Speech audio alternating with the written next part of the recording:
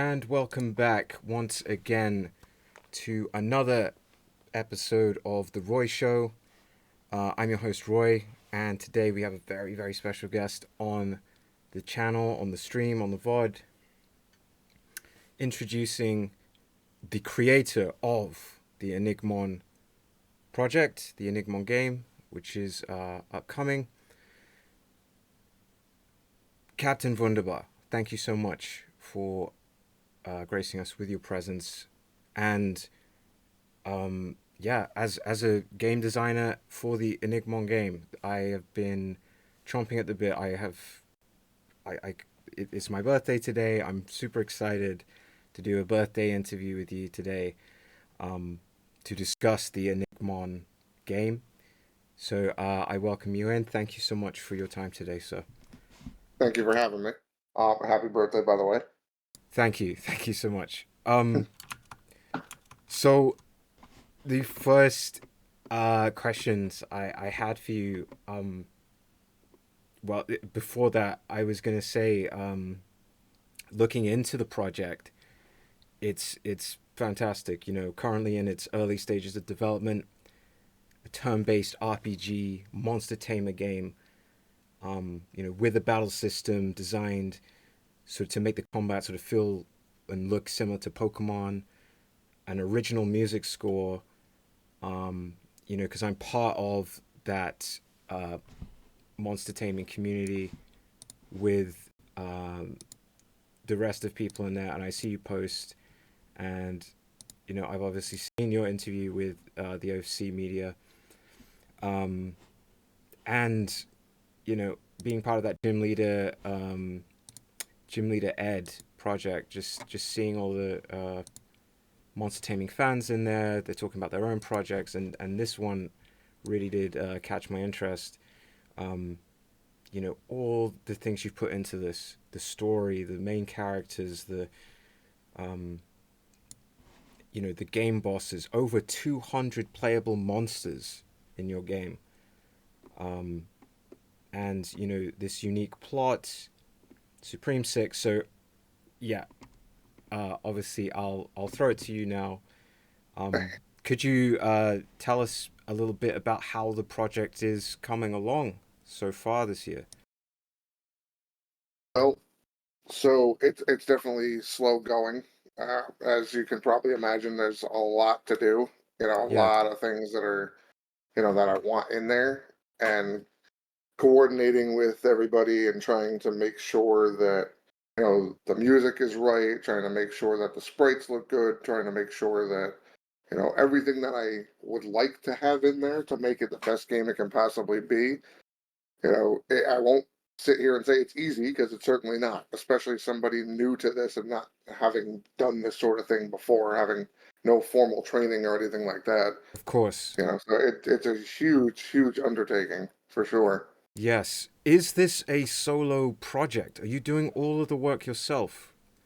So I can't take full credit. I did do I did design the monsters myself with some help along the way. There's definitely been a few people that have submitted um, some designs that I ended up like redesigning and then incorporating into the actual monsters designs. So there's that, and then I've of course got my programmer, because I have no clue how to program. So I've got him. I've got my composer, as you mentioned, with doing all the music for me. I've got a 3D environment artist working on that. I've got a sprite artist. I mean, there's a bunch of people working on this with me, and I've certainly lost a few people along the way. Okay. So this is ongoing, and there's definitely some people who have stuck around to help make this happen. Yeah, like this Enigmon project, it's almost like you got, the Pokemon company, and then you got the Enigmon company, with people coming in and out. Um, so, kind of similar to, with Pokemon that started with Satoshi Tajiri and Ken Sugimori, the greats. Obviously, we know them now so well for their art, for the design. Um, do you have a similar story with Enigmon? Would you say take the role of Satoshi Tajiri in a sense of you? It was kind of your idea initially, or were you working alongside someone to give birth to this idea? So this project actually started about 4 years ago. I was at work and I came up with it and just started kind of drawing the characters. But even before I came up with the idea for the actual game itself, I mean, I've always been drawing. That's always what I've loved to do, and designing characters and creatures and that sort of thing. Yeah, So when I was like a kid, I would design Fakemon, which is, now it's mainstream. But back then, when you were a kid, you would make your own Pokemon, and I always wanted those to be in an actual Pokemon game. yeah. And ever since then, I've been drawing them over the years and refining them and that sort of thing. And even now, some of them have ended up in Enigmon, and become actual things that I never thought I would see happen. So I guess technically, this whole idea started way back when I was a kid, but the actual official, uh, project started maybe about 4 years ago. 4 years. So around sort of the 2020s, the Hmm. obviously the COVID pandemic era. That's when you kind of began Yeah, to just really about, probably snowball, a little bit before that. and things began to snowball. Did you use some of the older notes maybe you had, or design documents, the kind of the rough sort of prototype, for these fake mon going into this? So a good example of this is like there was a creature that I designed long ago when I was, 12, 13, somewhere around there. Yeah. And its name is Wispeth, and it's actually stuck with me forever, since forever ago. And he's both an original character as well as like a fake mon, and now of course he's an Enigmon as well. So he's been Mm. in a couple of my like fake mon regions that I've made. So he has always kind of been there as like a major starting point. Um, and there's a couple other mons like that as well, but he's definitely the main one as far as that sort of thing goes. Yeah. So his design, I'm trying to remember his design. He's like the little he's got like a mono eye. He's like a little windsock looking thing. He's based off of like a will o' the wisp, but he's got like a little flame on his tail and that sort of thing. He's number one in the decks, and there's a reason for that. All It's almost, right. almost like the whole Victini thing before the starters start. Yeah, yeah. Because I know a ghoul stick. I like that one, the guitar Enigmon. Yeah, the little ghost inside the guitar. But yeah, I was trying to think of him. Yeah. Obviously, yeah. All of the current sort of database of all the different Enigmon is available on the Enigmon official website. I've posted in chat. Enigmon. I and I did actually just update that last night. So other than the legendaries, everything else is now visible. Excellent. Yep. So now's the time if you want to check out the database, have a look at some of the newer designs as well as the older ones. Um.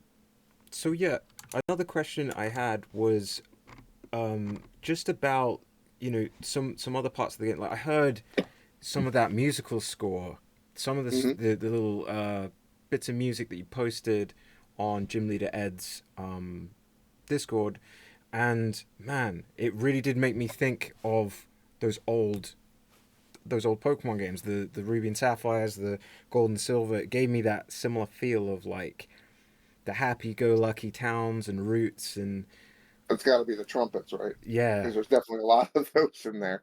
yeah, yeah.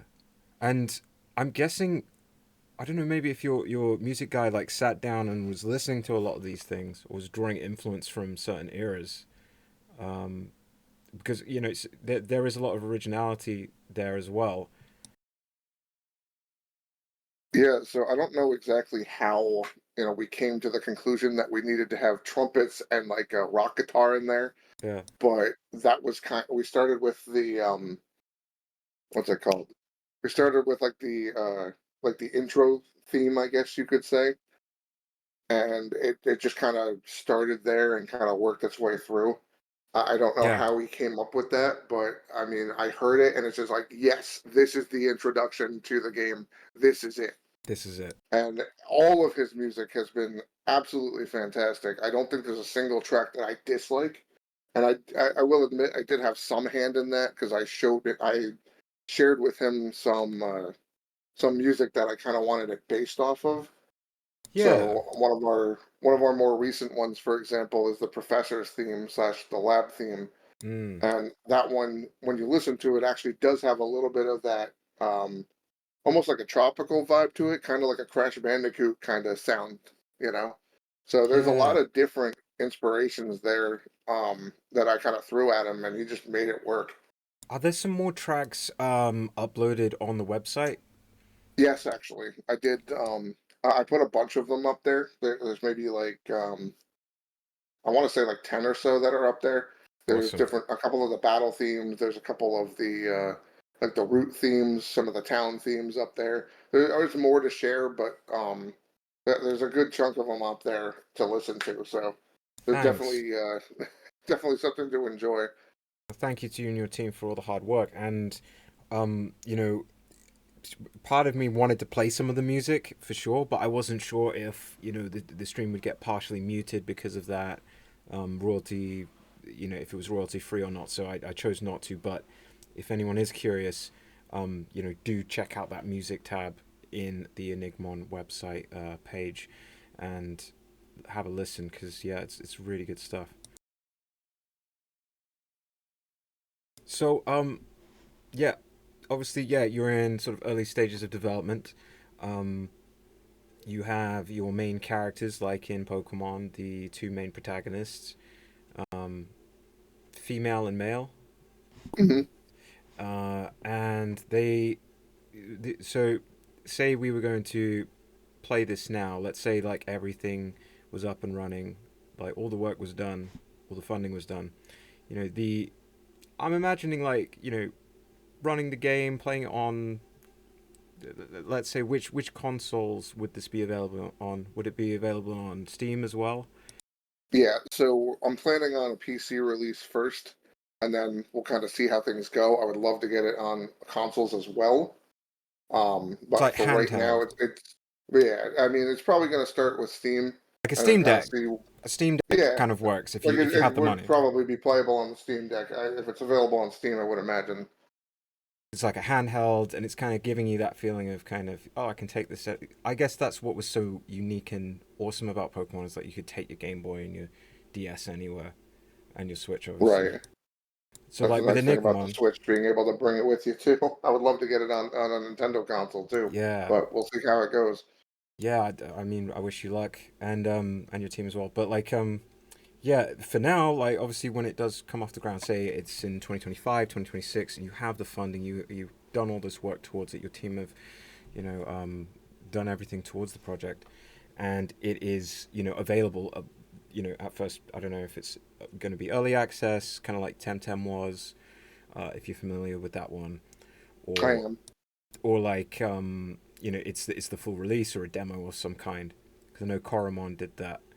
Um, Right. I would like to release a demo to start with, and then kind of see how it goes. Yeah, because you can have fun kind of designing what the demo is going to be like as well. If it's going to be like the literal first part of the game or something unique. But Right. but yeah. Say let's say that everything's up and running. You've got the funding. The project is pretty much done. The work's done. Um, I'm just imagining now, kind of like with Pokemon. When there's old games. Red and blue and yellow. You open up the game. You turn on your Game Boy. You have that sound, that ding. Then the star of Game Freak comes down, and then it's the epic fight between Nidorino and Gengar. That first fight that we ever saw, right? I'm Hmm. wondering if Enigmon has a similar thing where you know they dodge, they kind of bounce around each other, and then Nidorino like strikes Gengar, and then crash. It's Pokemon, it's Enigmon, and then you maybe see all the characters and the opening theme plays. Is that what kind of is the opening for you in your head that you see when the product is fully off the ground? Because I know like certain other monster taming games such as like Monster Crown has kind of a unique intro, and other monster taming games. So I'm just interested to hear about that, if you wouldn't mind. So I'll admit I haven't even. That's actually a really interesting question because I haven't even put any thought into what the intro would even look Yeah, like. because that's such Because an I had, epic one, isn't it, with Nidorino and yeah, Gengar? It's so iconic. right. It's so iconic. It's I know we overuse that word, but it really is an iconic scene. I mean, I guess in my mind, kind of like the Diamond and Pearl opening. If you're familiar with how that all opens, where it shows the three starters, it shows Yeah, the it trainers shows the walking world, and stuff like that, the world map, and you running around the world. and So then that ending on was, the legendary, which you see in kind yeah, of, you know, as right. So when I listen to the intro, back to the music of the game, when I listen to that specific intro for Enigmon, what goes through your I can mind? What do you I dream can of and picture it picture? in my head where like it starts off with like you running around the world and battling and all that. And then when it gets to a certain part in the song, I can just picture the evil team popping up, trying to interfere with your progress and that sort of thing. And then I picture the end where it like, is there's like a grandiose scene with with the main legendary of the game and all of that. It's right now it's all kind of piecemealed and I'm trying to spit it out as I'm just talking about it here. Yeah, But listen, when I listen to the main theme, I can picture it all perfectly in my head, and I'm hoping nice. that that's what we'll have when the time comes. Because obviously, yeah, you could probably like go through a bunch of different ideas, but like for your initial ones, you like script it out, or you storyboard it out to have your vision there. It would be really cool to see once everything is obviously up and running, Right. further into development. Uh, but yeah, I was just so curious to ask that question because that was in my mind of like Nidorino and Gengar and that opening, classic opening for Red and Blue. Um, Right. I will definitely have to put some thought into that because that's a very interesting question to ask because and not also an expected one at all. yeah, I thought I'd want to throw a few of those at you too. But with obviously there's the ending credit sequence as well, which you can Right. play around with in these days for these games. They go in lots of different directions. The more modern Pokemon has kind of like the postcardy feel, with kind of Hmm. the end of your journey, and then you know there's there's other types of ways of doing it as well with credit sequences. So yeah, in the same way, there's kind of that reverse of the opening. Right. For that, I could definitely see some stills of like your player character interacting with their mons, that sort of thing. And there's definitely a couple songs in mind, like actual regular songs I had in mind. Um, I don't remember the exact name of it. I'll have to send you the link to it at a later point. But Sure. there was one song in particular that every time I hear it, I can picture like the player character waking up in the morning and Yeah. their mom is like helping them wake up, and then they run out the door and go on their adventure and battle and watch their mom evolve and all of that. And the lyrics of it and everything just kind of matches with the character's personality about like, oh, don't want to get up on a Monday morning, and have to work and do all this stuff, but because that's kind of the personality of the characters, is they're a little Yeah. bit snarky, they're a little bit, kind of stubborn. So So they're not actually a mute protagonist like Red. no, not at all. They So actually have I a bit that of a personality. right. So that was a decision I made fairly early on. Both protagonists are, college age students, and they're kind of not really paying attention in class and that sort of thing. And there's a major project that they have to do, and because they didn't prep themselves for it, they kind of get stuck with the professor, and they kind of don't like the idea of having to go to this place, go to this area and this region with him for their internship, which is like most of their grades. So that's what ends up happening. They're very not thrilled about the idea, especially because it's an unpaid internship, Mm, which the professor exclusively makes very apparent very early on because he's kind of a rookie at this too. So interesting.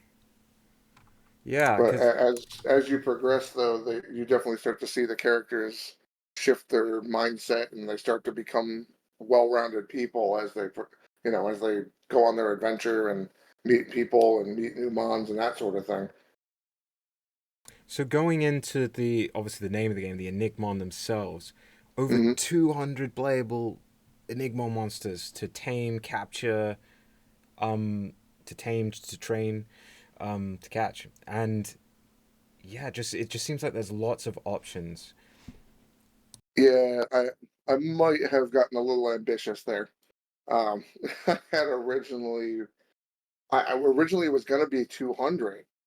And I'm like, no, no, but there's like more designs I want to include. Hmm. And then I asked people on Twitter, like, should I just add another 50 onto this list? And like, yes. And I'm like, already knew I wanted to do that. And I just ultimately decided, yep, 250 is the number. And then if all goes well, DLC, there's going to be Yeah, hopefully four of them. So with 30 or so each, it's just like, this is definitely one of the most ambitious things I've ever done. yeah. No, it's awesome. It sounds awesome. Um, I know that another part, I think it was from the OFC media review, was that these rarer monsters, these lustrous monsters, those sound really cool.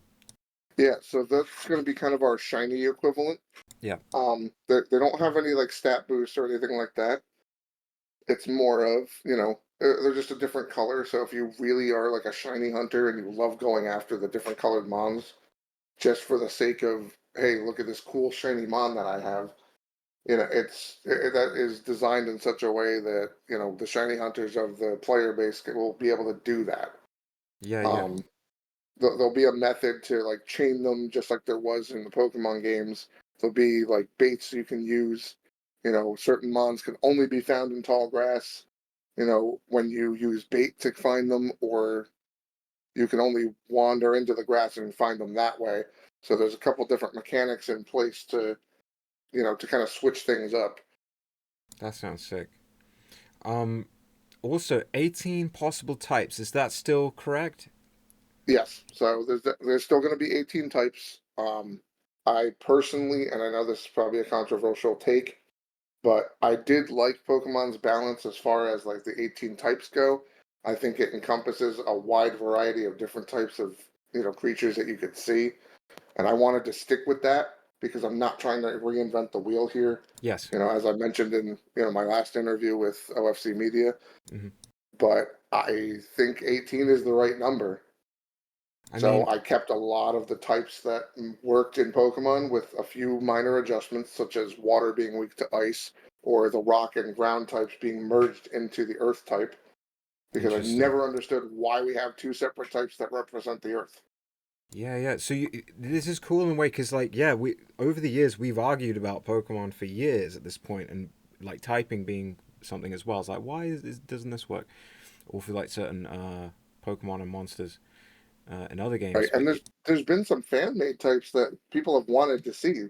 I mean, we saw the fairy type, right? yeah. People wanted a light type. So what did I do? I threw a light type in there. Mm, And it doesn't necessarily mean that it encompasses fairies. It encompasses, sunlight and like holy energy and that sort of thing. So it has a different feel than what you would get with Pokemon and fairy type, you well, know? And also, sorry. no, it's okay. Also, I with didn't want to ramble too much. no, no, it's fine. I want you to. The whole water and ice thing, some people would be like, "Oh, that doesn't work. Like, why is water weak to ice?" But it does freeze over. It freezes water, Right. so I can Well, that kind of was see the my logic. argument for it. And honestly, water is kind of a strong type in Pokemon, so I think it could use Yeah, a slight nerf. I And love Ice type water. is Yeah, really, really bad. I love water So types. Yeah, I like water types too. That's 9 times out of 10, I picked the water starter. So yeah, I just never understood why ice wasn't strong against water when it can freeze water. yeah. When it's cold enough, it freezes it. So It's I wanted to interesting. include that in there. Yeah, yeah. But So as far as other new types, though, and I tried so hard to make the sound type work, and I just could not figure out the strengths and weaknesses of that mm, typing. Sound. But Yeah, there that's a was tough one. effort there. There was definitely effort to try and make a sound type work.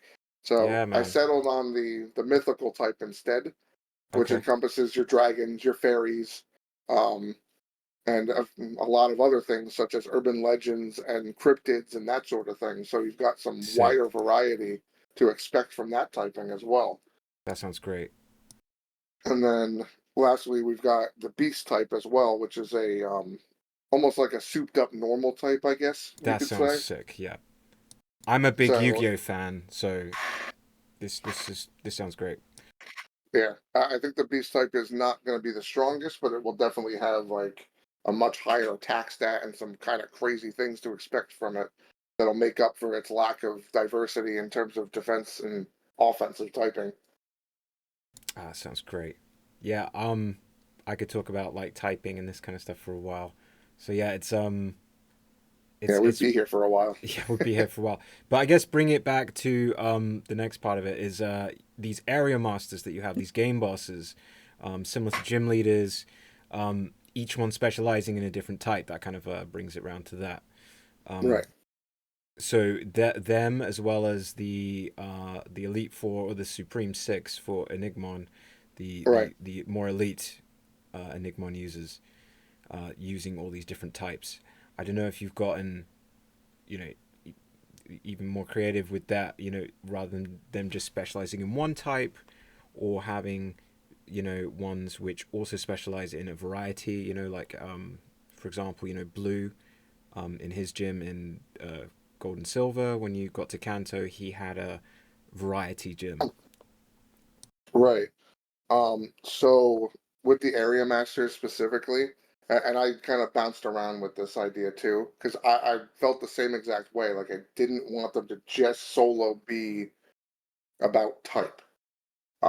So they all kind of have a theme to their team as well, or their team relates to them in some way. So for example, the first area master is named August, which ironically is my birth month. Um, Nice. so he's the insect type specialist. Now he's also like a park ranger slash like nature preserve person. Okay. So he uses a lot of insect types, yes, but he also uses a few oddballs in there too, such as the one of the evolutions of Zippy Zappy, which is a little he's like a little inchworm, but he's not an insect type. So Ah, that throws you off a little bit because his evolutions are like an electric and wind type or an electric and earth type because he has a split evo. which I And love depending on ideas your like that. starter, yeah, just depending on your starter, he will use one of those two evolutions in order to kind of counter your starter that you chose. Nice. So there's a little bit of that in a couple of the leaders and stuff like that too. So is he an area master or one of the Supreme Six? He is an area master. He's the first one that you'll encounter, and he's kind of on the easier side, I think. And I've gone back and forth about deciding if I want them to have full on, 6 mon teams, or if I only want them to have like four. So that's up for debate. I haven't quite decided which way to go with that yet, because I don't want Yeah, them to be overpowered that early on. you have to think But about I that want to give balance. Yeah, people a challenge and make you feel like, okay, I have to overcome this before I can go to the next, town or city. definitely. Because That's why they're called area masters. They're there to be the master of that area and prevent you from progressing until you are ready to move beyond them. if you look at like red, blue, and yellow, you have Brock. He's just got Geodude Onyx. Right. Misty, Starmie, Staryu, Lieutenant Surge. I think he had a Voltorb, um, Right. And Raichu, all pure electric types. and like a So use Magnemite. one ground type and he's done. It's too easy. I don't And want that. like with the Gold and Silver, the at least the early leaders, it was like the first guy had Pidgeotto. I think the next guy Right. had a Scyther, and then a Metapod and a Kakuna.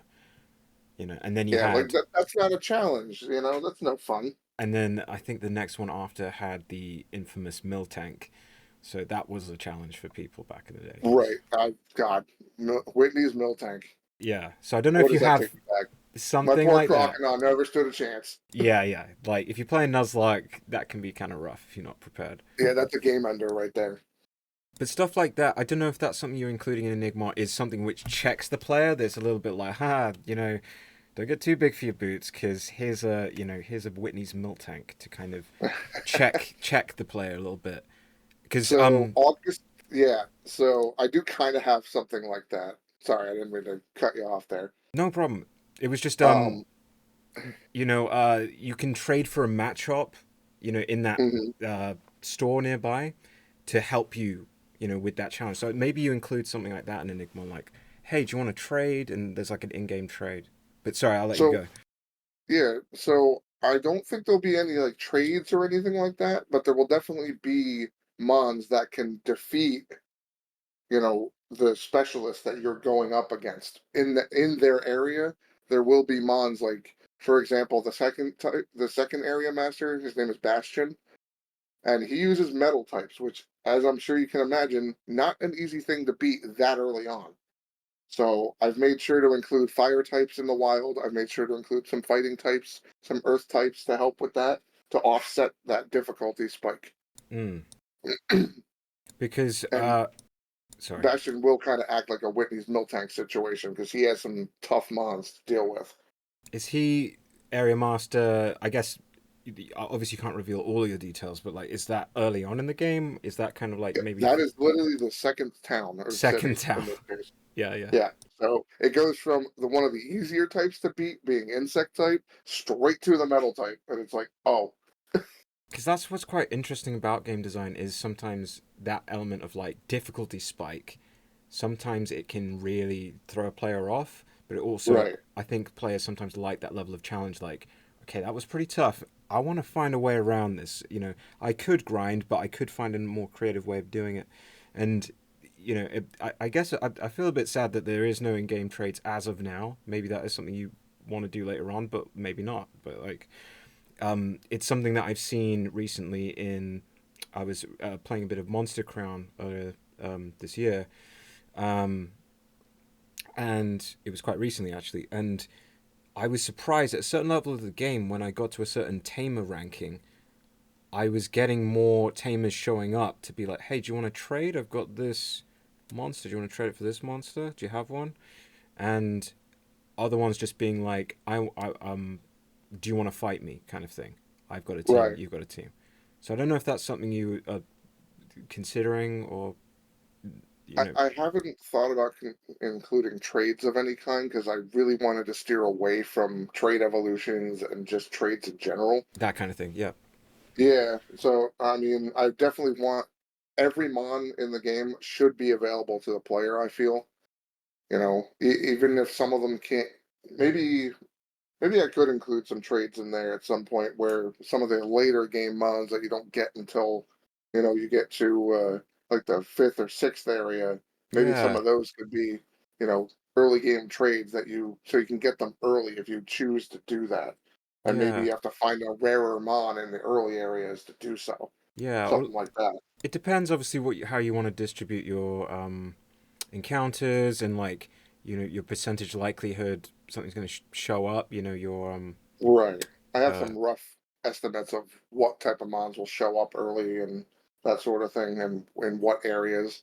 because it's like You know, obviously like catch rates and obviously right. I just mean, like that's all like the nitty gritty stuff that we haven't truly gotten into yet. So sure. that's, it's up in the air yet. So who knows? Maybe you've convinced me to include some trades in there. Yeah, I guess I'm just throwing ideas at you, but it was just also just kind of ask the question as well, because it's something that I look back fondly on.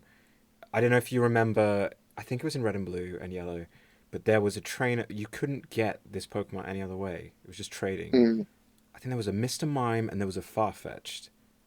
Pretty sure it was these, and I do remember a Farfetch trade. I'm pretty and it sure. and it had a special name. It was called Dux, I think. Yes, I DUX. remember that. DUX See, is, yeah. and no, I you remember that. you remember it to this day, and I think in the gold and silver one, um, obviously I think Onyx is relatively easy to get in gold and silver. I think somewhere in the Yeah, some game, of those trades are also kind of goofy. but yeah, it's in like the first one of the first towns. Someone's offering, I don't know if it's Bellsprout for an Onyx or something like that. I think it was. Yeah, and I think the Onyx is, they called it Rocky, Um, and you've got these sort of nicknames. I think it was called Rocky, and then there's like a little girl that's got a Pidgey called Strawberry. So I don't know if you're going to include this whole nickname thing with, or even traded Pokemon, but it was just something I wanted to bring up there briefly. Anyway, just Well, I might have to reconsider now that you mentioned all that. because you could throw in some references, like I don't know, like to the design team. Maybe it has like a nod to like some in-house joke or something with this nickname or Could something, could be. or like I might help. throw some little references in there and see if anyone catches on to them. Yeah, because I think some of them even had like held items as well, like mail or some Yeah. berry or something. I think the matchup you could trade for had a berry on it, which helped with the Miltank fight. So. But anyway, coming back to Enigmon, so obviously these Supreme Six sound like quite interesting characters. The fact that there are six of them now rather than four. Um, you probably obviously don't want to give too much information about like this kind of side of things, and obviously like the legendaries and the champion and obviously the plot and the events of the game. Um, but yeah, obviously like bring it back to. I know we keep bringing it back to Pokemon, but like these epic events that tend to happen. Like just then, I just thought about Black and White towards the end of the game. Spoilers for anyone who hasn't got there, but like ends Castle rising out of the Pokemon League, and Yeah, all that was this wild. all this epic, and now we're gonna fight with legendaries appearing and them having their own cutscenes and this epic music playing as they like screech and I just love that you bring that up because that is something I can't go into a lot of detail about, but yeah, I can promise you that there are definitely moments like that moments like that will that. catch people by. I think it will catch people by surprise. Yeah, I think that's what I liked. I really liked that about Black and White. Is towards the end of the game, just the cinematic quality of it was just it was something I really enjoyed about that. Was just it was so ridiculous. Just this like ends The castle, this giant castle and showing then up out of all the different the sort of stairs leading up, just like these oh mechanical yeah, stairs leading up. It was just and then and it, having an actual legendary fight where you're fighting truth versus ideals Truth or versus whatever it Ideals. was, and it's Yes. just like holy crap, I get to use this legendary against N. Like this is awesome. So it's so good to hear that you are thinking in that sense for keeping things cinematic at the pivotal moments of the game, and this could be obviously later on in the game and towards the end, but like So even in the I've midpoint, I don't got know. big plans for that. Don't you worry. That sounds I can't great. spoil everything, but Yes, I will say, I understand it. there is a major event that happens that I have had in my head ever since I was designing like Fakemon regions, and it was an idea that stuck with me, and I'm like, that needs to be in this game somehow, some way, because Yeah, and it's I will say it's a direct reference to the Black player and White. thwarting the villain team. I will say that much about it, but I won't go into any more detail about it because I think it's really going to catch people by surprise. That It's going to sounds be very great. interesting to see how people react to it. Oh, that sounds great. I'm so happy to hear that like yeah, there's some like Black and White influence there at least for like the climactic moments. And then as far as like the Supreme Six, so their name is a little bit of a misnomer. So there's actually only five members, with the champion being the sixth member. Okay. So the Elite Four is like the actual five of them, Yeah, when you think about it, being the yeah. specialists, which even they have their own theming as well, the Mm, same way that the area masters are supposed to. So, and I have revealed four out of the six of the characters. So I will say that, for example, like the second Supreme Six member, her name is Scarlet, and she's a fire type specialist. So all of her mons are focused around her very aggressive personality, number one, and mm. like fashionista as well. So she has some of that influence mixed in there with the moves that she uses and things like that. If I'm not mistaken, I think I'm including something that's not actually a fire type in her team, just to throw people off. But Nice. we'll have to see. Because whoever's handling the writing, I don't know if you're handling the writing of the dialogue for I think I will be, but I may grab some help with that depending on how that goes. Nice. Well, I'm actually a writer, a content writer at the moment. But anyway, um, I'm sure the dialogue. Whoever you have on board will do a great job, um, or yourself. And basically, yeah, like I don't know. There's so many good like bits of dialogue from some of these games. I think like dialogue is important for sure. Like, um, when it comes to training encounters, events, Right. even like sort of. I was just thinking then, if you in Enigmon, is there a rival character? Do you have like a Gary Oak, a blue that's kind of like, like you've only just caught up. Like, I've already caught like 20 Enigmon. What, you've only So caught five? Kind of thing. so I actually decided against doing a rival, believe it or not. Okay. Um, Because I feel like that kind of character would be fun to write for. But anyway, yeah. yeah, so I decided against doing a rival character for one major well, probably a couple major reasons. I think it's been done to death, honestly. I mean, Yeah. if you look at like Temtem, for example, and don't get me wrong, nothing wrong with the game, Yeah. and this is not a knock on Temtem or anything like that. But Max, right? I hated that guy, Is and he pretty rightfully so. much. Is Man's he a pretty much. cheater. Oh, okay. Is This he. man's a cheater. He had a mon that that attempt that I couldn't, that no matter what starter you picked, you could not beat. Oh, And no. then he whines because you get handed an extra mon to help you. So he's just a bit like. But that battle is designed for you to lose every time. And he's a tough opponent too. Mm, I did like him by the end of the game a lot more, so I won't spoil why that is. But hmm. um, I, the whole rival thing is cool and all, but I thought of going a little bit of a different route with that. You Sure. do technically have a rival, and it just so happens to be the champion of the region is your rival. Right. He, Okay. he's already the champion well before you even get there.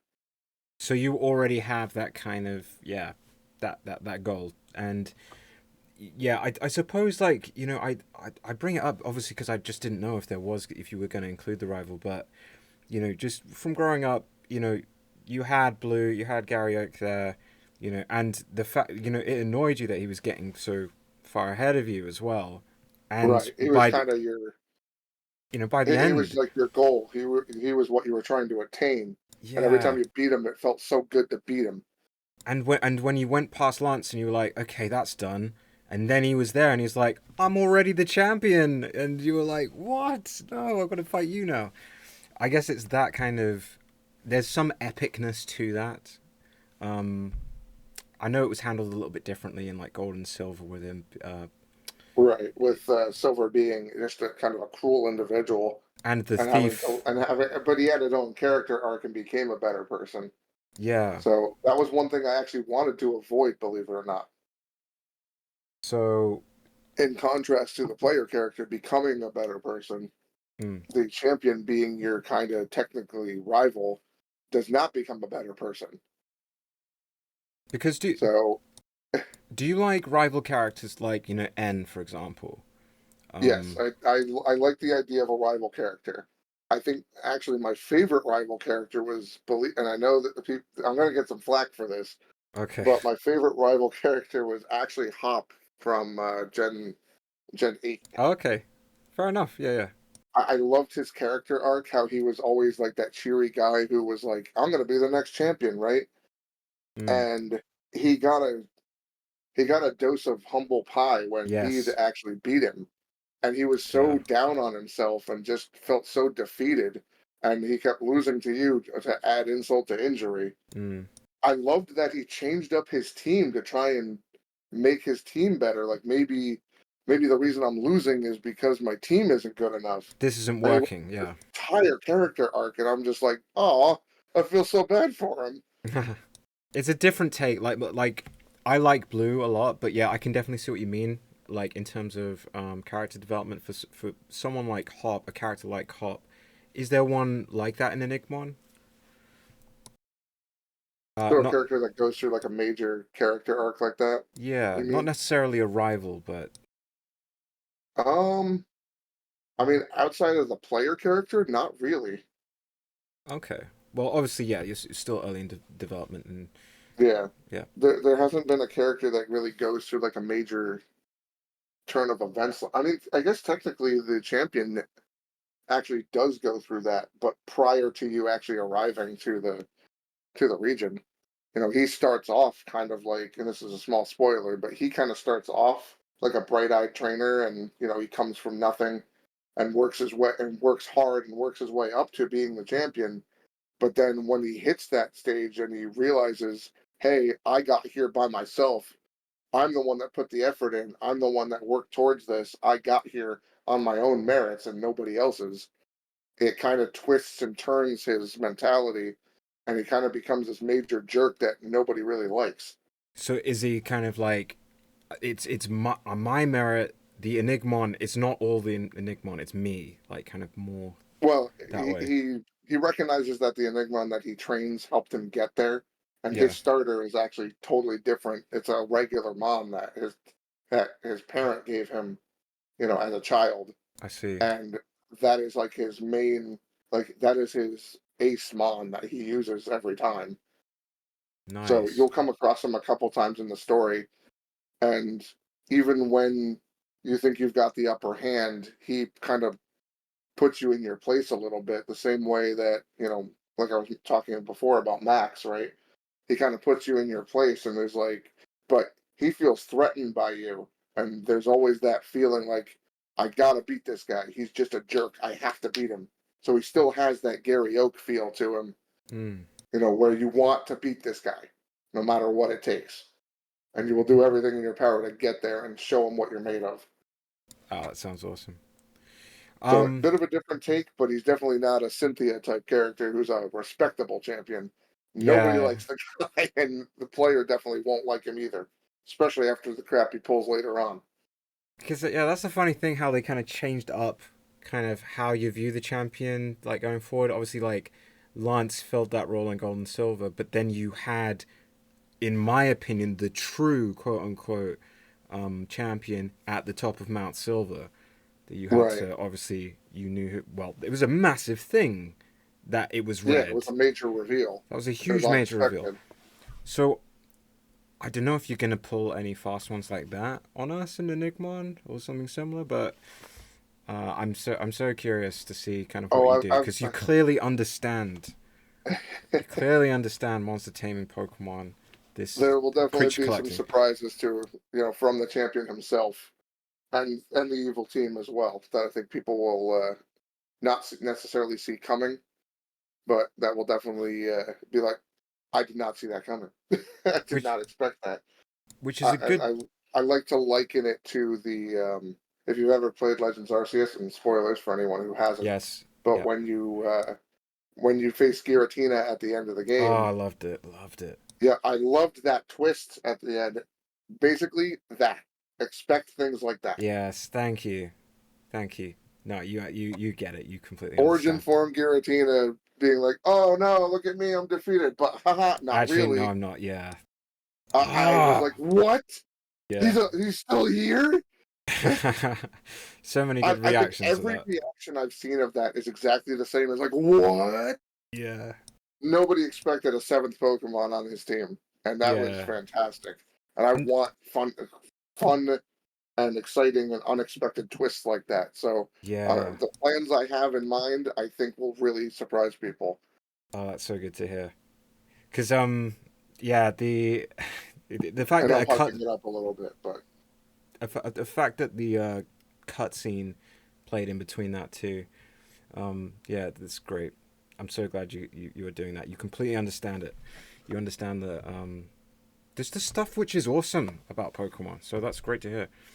Um, so yeah, we were going to speak about the evil team. yes, Team Enigma. Because I just briefly the area masters and the Supreme Six. Mm, When you defeat these characters, you obtain a charm. Is that right? Kind of like a badge, which yep. So affect the the. charm is going to be the badge equivalent, and it actually has an additional function beyond just being a shiny thing to look at.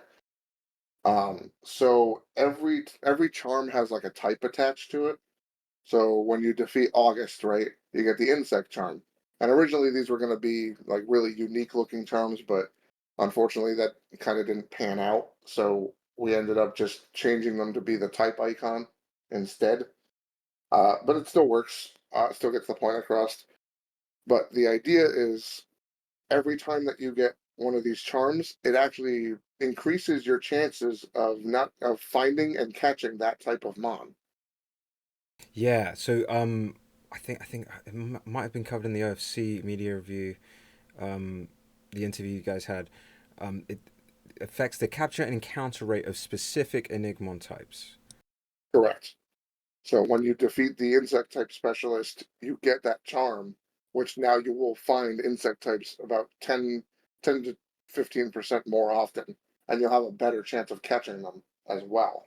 Do you have to activate the charm? Is there like a toggle?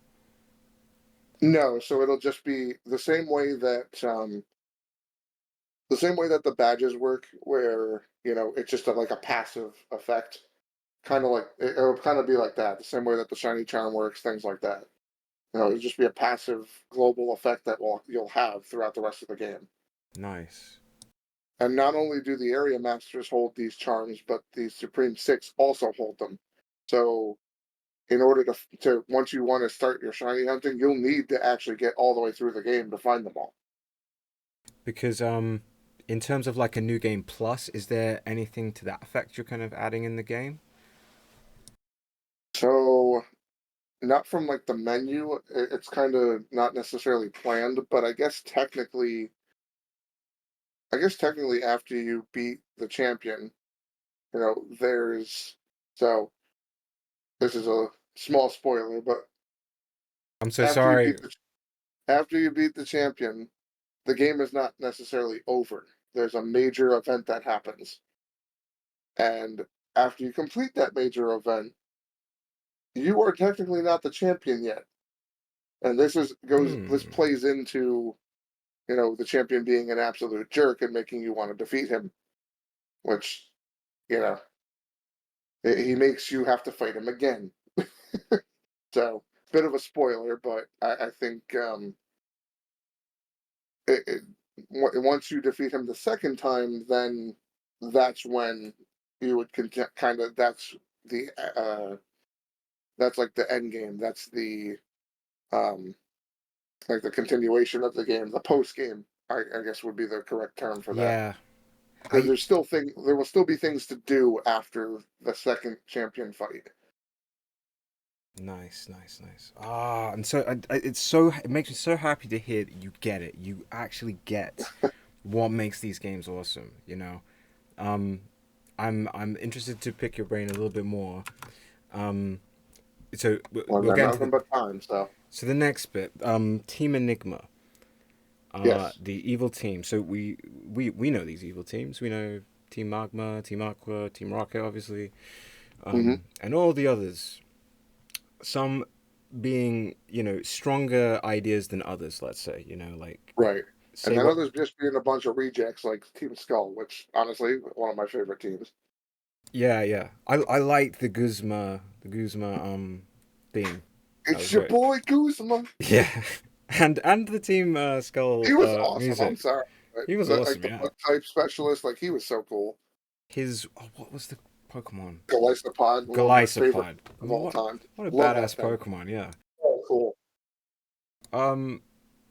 So yeah, in terms of Team Enigma, obviously a lot of these teams they tend to have if it's Team Galactic they want to take over time and space, or obviously with Black and White, we're talking about Black and White, they want to free the Pokemon. It's like you're enslaving them in these Pokeballs. Like, they have the philosophy behind them, rather than just being the bad guys, evil doers. Um, Right. Of course, that was not entirely true. They just wanted to make everybody else free their Pokemon so that they could have their Pokemon. It was a little bit yeah, wacky, yeah. but It was like Peter, but not really. Yeah, yeah. And I did like that though. They were trying to manipulate people into like, please release your Pokemon. It's for the greater good. yeah, On- Only for them to still hold on to other Pokemon. It's like, wait a yeah. minute, Wait, you're something doesn't hypocrites. add up here. You're hypocrites. Yeah. Exactly. But does Team Enigma have kind of a similar, or does it have a completely unique, like something fresh we haven't seen before from some of these teams? Because you had like the goofier ones, like Team Yell, who are like just a bunch of Marnie Bunch fans, of toxic fans, yeah. um, and like Pokemon knew what they were doing with that one. yes, they did, They were trying. and They were trying to. They were definitely making commentary when they did they that. and it is funny when Pokemon does do that. Obviously, with like the Iono Yeah, streamer, from Scarlet yeah, and that Violet. was pretty good. Clearly, that's yeah. But then you've got obviously Team Enigma. Can you speak to much of their like villainous goal as a group of villains? Do they just want to steal your Enigmon like Team Rocket, or do they? Can you really go into much in terms of their evil plans? So, yes, I actually can go into a bit of that. So, how do I put it? So, the Team Enigma is literally made up of 20 to 30 somethings, of trainers who have tried to take on the challenge before and have failed. Ooh, They just interesting. weren't good enough. Kind of in the same vein that the Team Skull was. I really loved that idea, but what if Team Skull were competent Hmm. and not just a bunch of goons running around doing their thing? So Team Enigma is kind of like that. They have a really they have a really influential leader who I can't talk about, Okay. but that Charismatic. leader, yeah, like a very charismatic leader who has kind of convinced all these folks, hey, it's not your fault that you failed. It's the unfairness of the region and the unfairness of the legendary that made things unfair. Mm. And Team Enigma's end goal is actually to eradicate the legendary of the region, Oh snap! As in which is a much destroy, darker tone than you would expect from, as in like something like this. destroy the legendary. Exactly. That is the leader's end goal. And Interesting. to do that, they've introduced something called Supplement E. Okay. Yeah, there's a lot of E in this.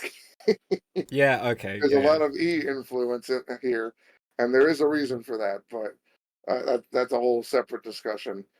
But Supplement E is a major plot point. It's actually a hold item in the game that you can get your hands on too. Hmm. Now, the catch with it is that at the start of a battle, if it's being used as a held item, it will give the mon that's holding it an omni boost, beefing up all of their stats. Kind of like So, Pokerus, but a little bit different. so it's like a stat wide boost. So you get a boost to your attack, your defense, your special attack, special defense, and your speed all in one boost. Now, the trade off with doing that, at the start of a battle, when you actually battle the grunts and stuff, is that every turn they take recoil damage, at the end of each turn, almost like residual damage every turn. Oh, okay. So it kind of makes them feral and more aggressive. They get a boost of stats at the cost of some of their HP each turn. So so this is what they want to use in order to take out the legendary, to try and rebalance the world the way that the leader sees fit. Awesome. Because do you have like a friendship gauge like Pokemon, where you have the frustration and the return, and the higher the friendship, the more return does. If it dislikes you more, frustration, and obviously So there will be a friendship mechanic in the game, and that has its own interesting little gimmick attached to it that I've talked about with my team. So basically, every positive action you take, like healing your mons or battling with them and using them on a regular basis, it'll boost their friendship towards you and make them want to actually fight for you. Um, but there's five tiers of friendship, so there's level 0 through 5, hmm and it takes 100 points each to level up to the next tier. Um, and as you progress through each tier, you'll unlock a couple different things that. So in battles, you'll actually unlock the ability to give your mons a boost, to each of your mons once per battle. And you'll get as you progress. I think it's level 1, 2, and 3. but I'm not 100% sure. I don't remember what we decided on. But you'll gain either the ability to use a stat boost, an HP restore, or a stamina restore once per mon per battle. So becoming better friends with your mons actually has a benefit in an actual battle. And if you decide that you just want to keep them, lower friendship, then you just don't get that benefit. Mm. Do So there's a little bit of give and take there. do you have like the similar elements like in Gold and Silver where you have Umbreon, high friendship at night, um, Espeon, high friendship during the morning or the day. Um, any evolution like that? There is actually only one that requires the friendship evolution. You have to get her to level 5 of friendship and use an item on her. And there is a reason for that. I don't know if you're familiar with Mr. Buddy on YouTube. No, unfortunately not. No. That's a shame. He is actually working on a game called Buddymon, and he partially inspired me to go forward with what I'm doing here. Really? Now, there was a design that he had for his game that I really liked, but he ended up scrapping it. So I bought the design from him, and that is the mon that actually requires the friendship, evolution because of the fact that it's from Buddymon. What is another term for a friend? A buddy. So there's kind of a little joke, an in joke in there That is cool. So it's like where you're a right, where you're crossover. required to increase the friendship on that mon to make it evolve. Uh, So I just thought that was a fun reason to use the friendship mechanic. yeah, that's really cool, man. Like it's unique and it feels like a crossover that's become an Enigmon Well, there's from definitely going Buddymon. to be a couple of crossovers. We actually have one with OFC Media, DAM Champions. No So there way. will be a crossover event there. Oh, that's Um, sick. I don't know if Buddy has announced our crossover, but there will be a small cameo by Buddy in Enigmon, with a crossover event and a special item tied to that. So that's planned. That's And great. then we also have a crossover with Druggymon. Actually, we're still working out all the details on these, but there's definitely plans for crossovers and probably a few other crossovers I haven't mentioned here. But those are the three main ones that I know of off the top of my head. That sounds fantastic. Um, Thank you, Wahed. Yes, it's great to have the Enigmon creator here to pick his brain. This is so cool. Thank you for being here, Captain Wunderbar. Still got Yeah, that's not a ton problem. to I'm ask you. glad that I got to do another one of these. Yeah, this is great, man. Gives me an excuse to ramble on even more about this. Yeah, honestly, it's so cool that you're working on this project. Um, yeah, so I want to ask, yeah, so in X and Y, there's that Pokemon, it's a squid, and if you turn the 3DS, you rotate it, it Yes, evolves, and you can see yes. it clearly in the evolution. NK and Malamar, yeah. I Yeah, remember how Malamar. much of a nightmare they were to evolve in the Switch version. Yeah, Malamar.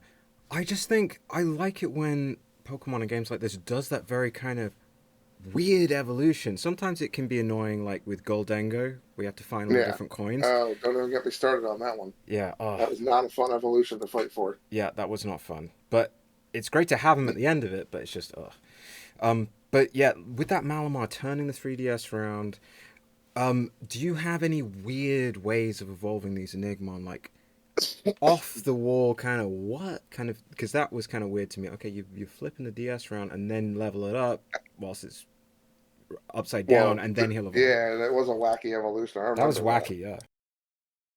I was Malamar, surprised they still kept it. yeah. But Or they Malamar, did what was the other one they did with the Yamask regional, where you had to have it at 49 or less HP, have to run under a specific location. The yeah, planets had to align or something like that. something like that. And then you also had, what was that one? Oh yeah, it was the newer Sword and Shield with the all creamy. We had to like Yeah, we had to rotate it. rotate in place with a certain item held. Yep, I remember Yeah, that too. things And like depending on this. which way you did it at what time of day, you know, standing on one foot. Standing on foot, yeah. I don't know if is Not Enigmon. literally, that was a joke. Yeah, is Enigmon going to include anything like this, a wacky evolution. He's just opened the floodgates of wacky evolutions. But yes, there is wacky evolutions planned. Hopefully, nothing too extreme like having to have a specific amount of HP or Mm, anything along those lines. Um, but there's definitely a handful of interesting ones, nice. which I'll talk about a couple of them. So there is like a spinning top Enigmon. His name is Spinept. So I love pun names. But he has two different evolutions depending on which way you rotate your character and at what time of day. So Interesting. if you go clockwise, he becomes Spinertia, and he's an Earth fighting type. But if you go counterclockwise and at night, he becomes Spinister, Spinster. which is an Earth and Shade type, which is our Dark type equivalent. Mm, So there's that one. that's cool. Um, like I said, I love pun names, so you're going to be hearing quite a few of those. I have a feeling. Yeah, yeah. Because hopefully I'm gonna get to the point of speaking about a few that I really like. I know I said I really liked a ghoul stick. There's a few other Yeah. ones I want to talk to you Now, about as sadly, well. he does not evolve, but I Oh, may or may not be planning an evolution for him in DLC. ooh, We'll have to see. nice. So something to potentially look forward to. Because Toxtricity is really cool, and that's kind of obviously based on kind of like rocking out, and so Right. that's cool. And that was what I was planning on was like an ethereal electric type, like becoming an electric guitar for Mm, him. That may be a scrapped evolution that might show up in DLC. We'll have to see. awesome. Um, Um, so yeah, but I yeah, know? you wanted some of the other evolutions, yeah? Yeah, and also if we get back to that supplement E thing, because that was also really interesting, and it kind of it reminded me a bit of Pokerus, if you remember Pokerus. Yeah. But yeah, So whichever you main want to go difference for. is that yeah. So I'll touch on supplement E briefly again, but it's a hold item instead of like a passive type of thing. And it was produced by Team Enigma, specifically one of their admins, whose name is Sigmund, which he has that very Colress vibe to him, but he's also a little bit more manic A about what he's scientist. doing. Yeah, so he calls himself the supreme scientist because he's got a bit of an ego about him, and he has a whole story that for why he joined Team Enigma in a similar vein to the grunts and those trainers that joined. He joined because he was kicked out because of he was kicked out of his medical position as a scientist because of doing things that may or may not have been above board. He did some extra experimenting and things that were frowned upon by his employers. So Yeah. So like you're including these kind of like researchy things. Like one cool thing about like Red and Blue was like going to Cinnabar Island and reading all the research papers, and also in like the Sylph Co. company and the Team Rocket hideout, right, there will and be like, definitely be "Ooh, lore what's this? and things. Mewtwo? Right. Who's that?" Yeah, there will definitely be lore and things like that for players to discover, as one of the major things that the professor is having you do is to learn about how the Mons came to be and what the origins of them are. And let's just say that the lore that you get in game is not entirely complete. Nice. That's I, great I because won't that's I won't touch on that anymore. That you'll have to play the game to find out more about yeah that and why that is. gives But you a reason to quest and find Enigma. exactly. So we discussed a little bit about Team Enigma. I don't know if you can give any more detail than you have about Team Enigma. Um, Depends on what you want to know. uh, they want to destroy that evil. Uh, well, I don't know if it could not be an evil legendary Enigmon, but who knows? Um, Technically, it's not. So yeah, because say Team Rocket were trying to destroy Mew, that would be kind of like Mew's not harming you, so he's there's pretty definitely a peaceful. reason why the leader wants to destroy uh, the the main legendary, but I can't get into the reasons. He'll just have to play to find out. Sure. That would be too spoilery for this interview, unfortunately. You got it. Yeah, no worries. I think yeah, I may have cut you off when you were about to explain something else. Yeah, we were talking about the evolution methods because I had a couple of funny ones that I wanted to go over Yes, that please do. I think you might like these. So there's a couple of mons in the game that have kind of like a gimmick, you know, how there's like multiple of the same mon, multiple forms of that same mon. Hmm. So two examples of that we have the heck was his name? It it was he's named Yum Tum. So he's like a little cupcake guy, kind of. And he comes in multiple different flavors. So he comes in vanilla, chocolate, strawberry, and mint, you know, to Mm. represent different flavors of sweets and that sort of thing. And then his lustrous variant is actually like a rainbow cupcake swirl. So, in order to evolve him, though, you have to have the four non-shiny variants in your team at the same time and level Ah. them up. Oh, nice. Like with their powers combined, they become, you know, the evolution of whichever one you Captain happen to be Planet. evolving. Nah, Captain the Cupcake, sort of, yeah. rainbow. Yeah, So he just becomes an even bigger cupcake. awesome. Does it? Can he evolve? Uh, which one? Yum Tum himself, or Yeah. yeah? So he does evolve. Whichever one is in the first slot is the color variant that you get for the evolution. Okay. So yes, he does evolve. He's a one stage, so he'll go from the first stage to his second evolution. And then in a similar vein, we have like a little Lego brick that comes in four different colors as well. Now this one gets a little more tricky because you have you have to have all four color variants in your team at the same time, and they have to Okay. be like on top of each other in order to actually evolve. So you do that, and then their names are actually a hint as to how they actually evolve. So the base form is named Stack Me.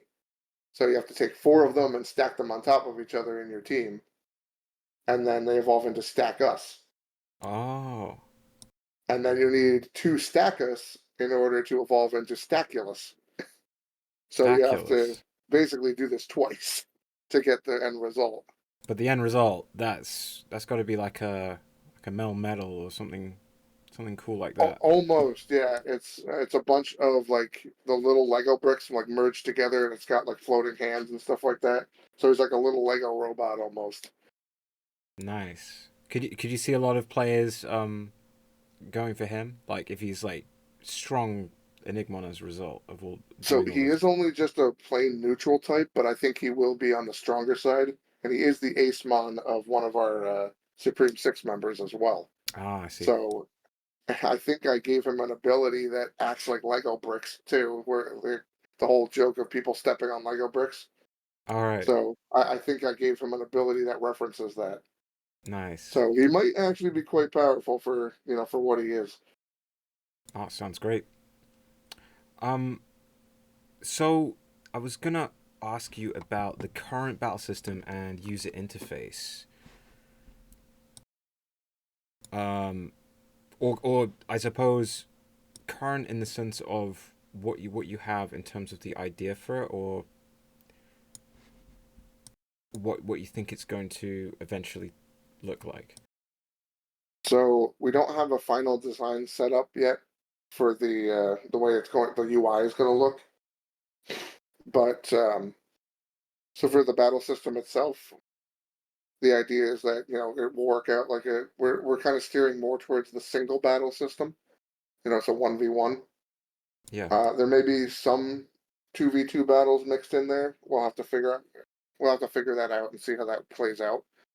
Um, but every battle, so there's obviously two different types of battles that you get into, either being a wild battle or a trainer battle, of course. So for wild battles, every mon that you encounter will have, and I think I talked about this on the other interview as well. Um, but every wild mon that you encounter will have either a neutral, aggressive, or timid, like state that they're in.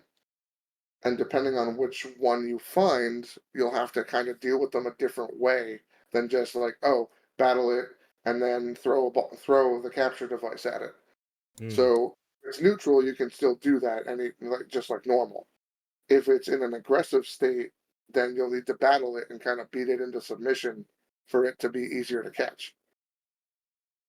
But Interesting. for a timid mon, it almost plays out a lot like the Safari Zone, where you have to kind of be careful about battling it because if you attack it, it might run away.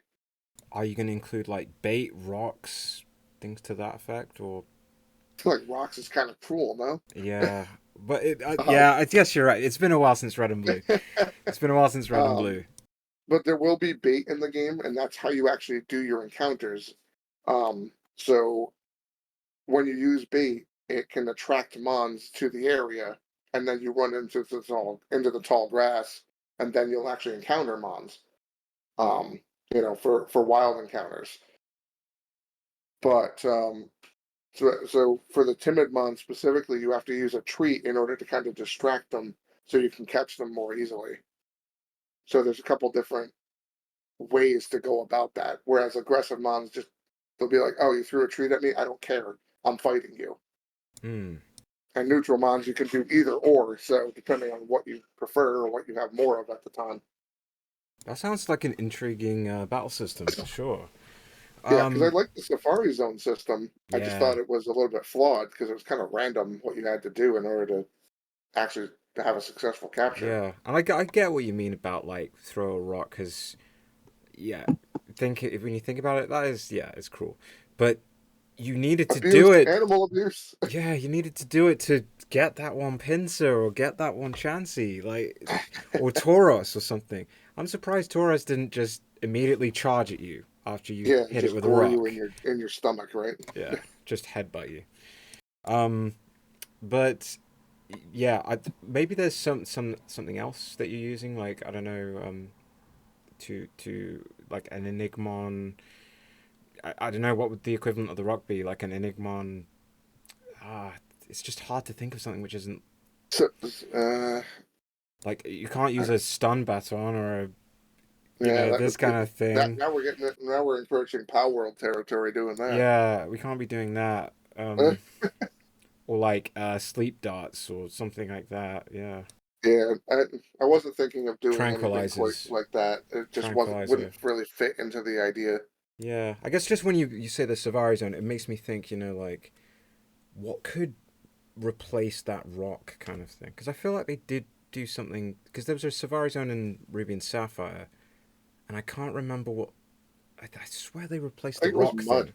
Was it just mud? Okay. It was just a mud ball, yeah. Just a mud. Okay. So if you have your trusty mud kit, you can, or Swampert, you can just throw some mud. But yeah, okay.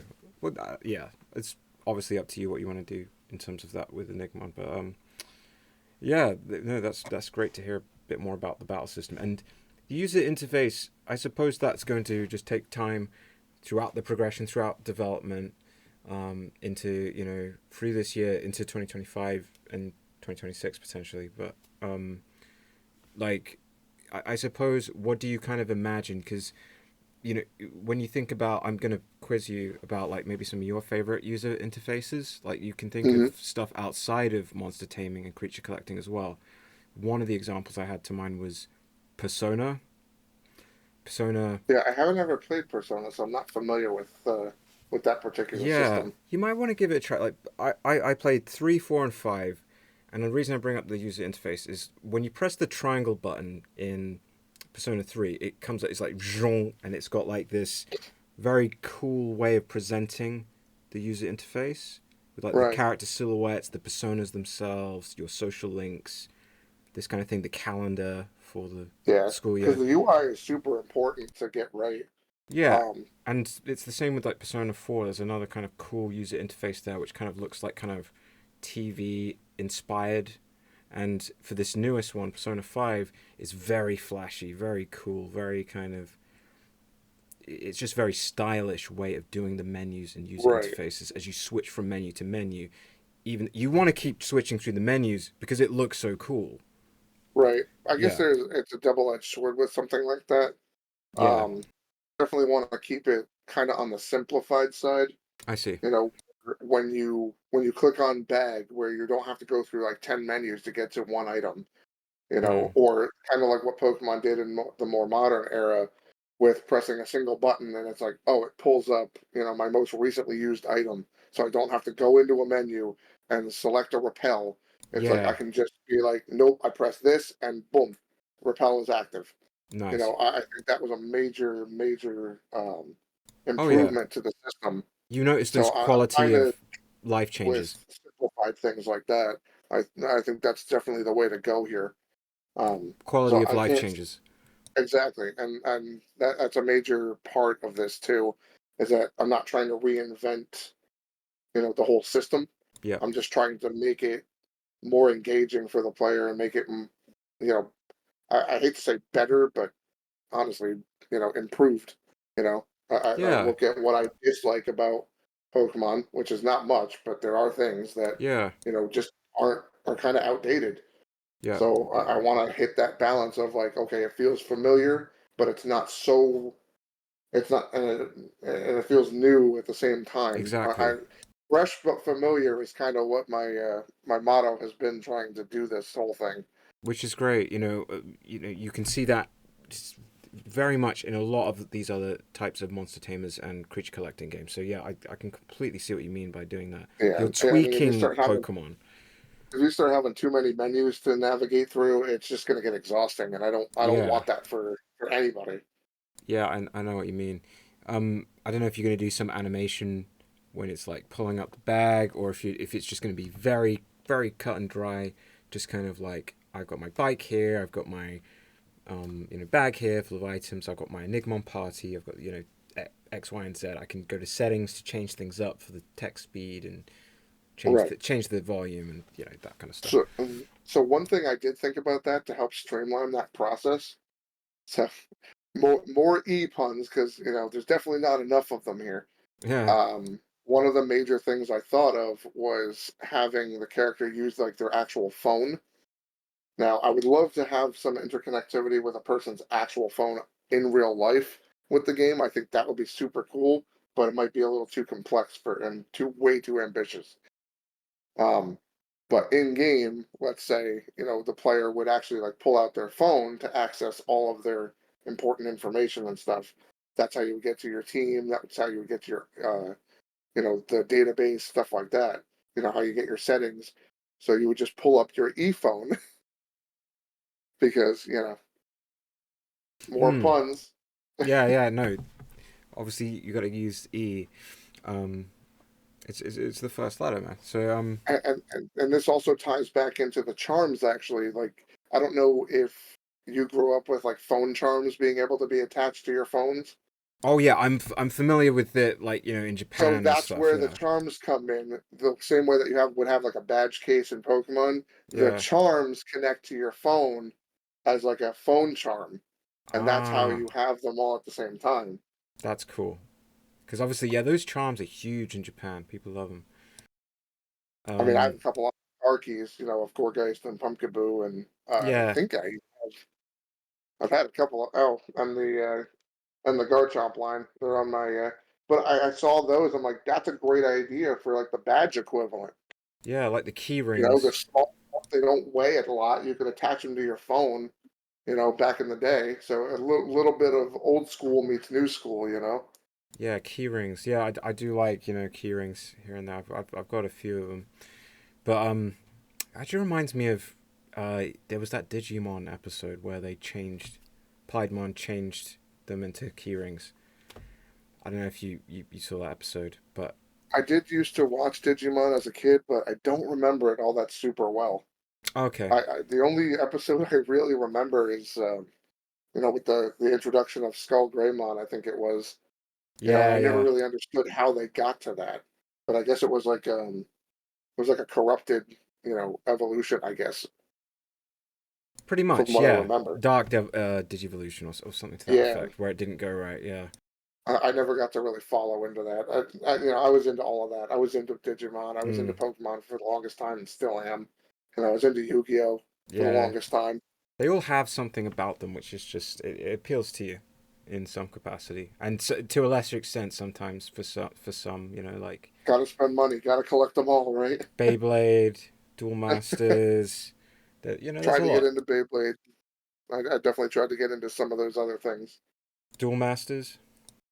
Never got into that. I think that came out in like early 2000s or something like that. Yeah, I kind of shifted kind of out of some of those things by that time. yeah. And I know there's like Monster Rancher, which I'm gonna bring up some of this stuff in a little bit, but yeah, Actually, I did play a little bit of Monster Rancher for the original PlayStation. I do remember that. yeah, Don't remember it well, but I do remember playing it. with the big old Suezos, the eye bouncing around. Um, so yeah, we've discussed the current battle system user interface. It's really interesting to get some insight on that. Thank you. Um, so I had some questions before I get into some fun ones. All So, right. uh, would you actually um do you have some breeding systems in Enigmon? I wanted to kind of talk about like breeding systems because I've been playing some games recently which have really like intrigued me and made me think about breeding systems in a different way. Of like these are really cool. Do you have a breeding system in Enigmon? So there will be breeding. Um, so a couple interesting things about it. So we will have egg groups, and we will have uh, so the system that we're planning, or that I'm thinking of doing, is actually very similar to Temtem in the way that it has to have a similar type Yeah, in order to breed. So I wanted to do similar types. So they have to have, so both parents have to share at least one type in order to be successfully able to be bred. But they also have to match at least one of their egg groups as well. Otherwise, you will not be able to. because that's what I was going to go into. Is like the crossbreeding. That's something Right, that I've seen in Monster Crown, which I thought was really impressive. Of it, them make because they have like those six different types, six different forms to each one of those monsters, and there's like I think it's right, over 100, and each you take any of these monsters like Laz, and it has six different forms, and it's all from like right. crossbreeding I with other, feel like something like that for Enigmon would just be a little too complex, in yeah, all honesty. which is This is fine. definitely, yeah, I mean, this is definitely more geared towards the Pokemon side of things, I guess you could say. Yeah, So the breeding system is going to feel very familiar in that respect. yep, But there will be some minor adjustments to it. Like I said, it has to match a type and it has to match an egg group. But aside from that, you can breed anything together that matches in those two ways. nice. And I don't know if you remember this, but in Generation 2, if I'm not mistaken, when they actually first introduced shinies, if you if you had like a shiny parent, it increased the odds of a shiny offspring. Was it the Matsuda method as well? If you had one from Yeah, Japan, like from a yeah. different So region? I think you could do the Masuda method, and if one of the parents was shiny, it increased the shiny chances of the baby being shiny as well. So Yeah, I've decided that that's going to be a thing as well. So if you ever did get a shiny in the game or a lustrous form in the game, that whatever you bred that with, you have a better chance of getting a lustrous offspring as well. So I wanted to include that in there because I never understood why they took that out. I guess mm, it would make it a little too easy to get a shiny, but finding a shiny is already hard enough as it is. yeah. Although they have made it a lot easier nowadays, but back then it was almost impossible. Instead of the Matsuda method, would you call that the Wunder verdict? Like for your name, Captain Wunderbar. I'm just trying to think of That's something. just my gamer tag. But um, so I mean, there will still be the Masuda method and stuff like that. I feel, Mm, although I guess if you play in a different region, and it's native to your game, then I guess technically when trading and stuff gets included, you'd be able to trade and battle with other people across the globe. So that is definitely on the table for sure. Because I nice. do want people to have PvP as well as playing the main base game. Yeah, thanks so much for going more into the breeding because Yeah, it is interesting. Playing Monster Crown, that's a very in-depth breeding system. Yeah, Um, I know Pal World has something like that too, where there's crossbreeding and stuff like that. But their breeding system is all over the place. It seems like you could yeah, breed two completely unrelated things and get something, you know, that doesn't look anything like them. So yeah, I like it. I like Monster Crown's way of doing it because it actually it kind of makes sense. I don't know. right, it Spent has some much logic to it. have you spent much time with Monster Crown? I've never actually played it. I've heard good things about it, but I haven't gotten the chance to pick it up or try it myself. I'm Yeah, not sure if the systems in place are something that would appeal to me personally, yeah. but At a certain point, you unlock breeding, and then you can go a little bit wild with it. But it depends. Like maybe the game won't appeal too much to you, but in a way, maybe I think it will because it's gold and silver and crystal sort of graphical style. It's clear, obviously, Pokemon-like elements to this, and the breeding system I actually thought was quite impressive. But anyway, yeah, breeding. You see it in a lot of these different types of games. Like recently, ones I've played, like if you know, like Monster Seed, Dragon Seeds, mm, Azure Dreams, uh, Digimon World, yeah. I mean, I even think Monster working Rancher to an towards extent. yeah, I mean, I think working towards a better version of what you already have is always nice. But I didn't want breeding to be an absolute necessity either.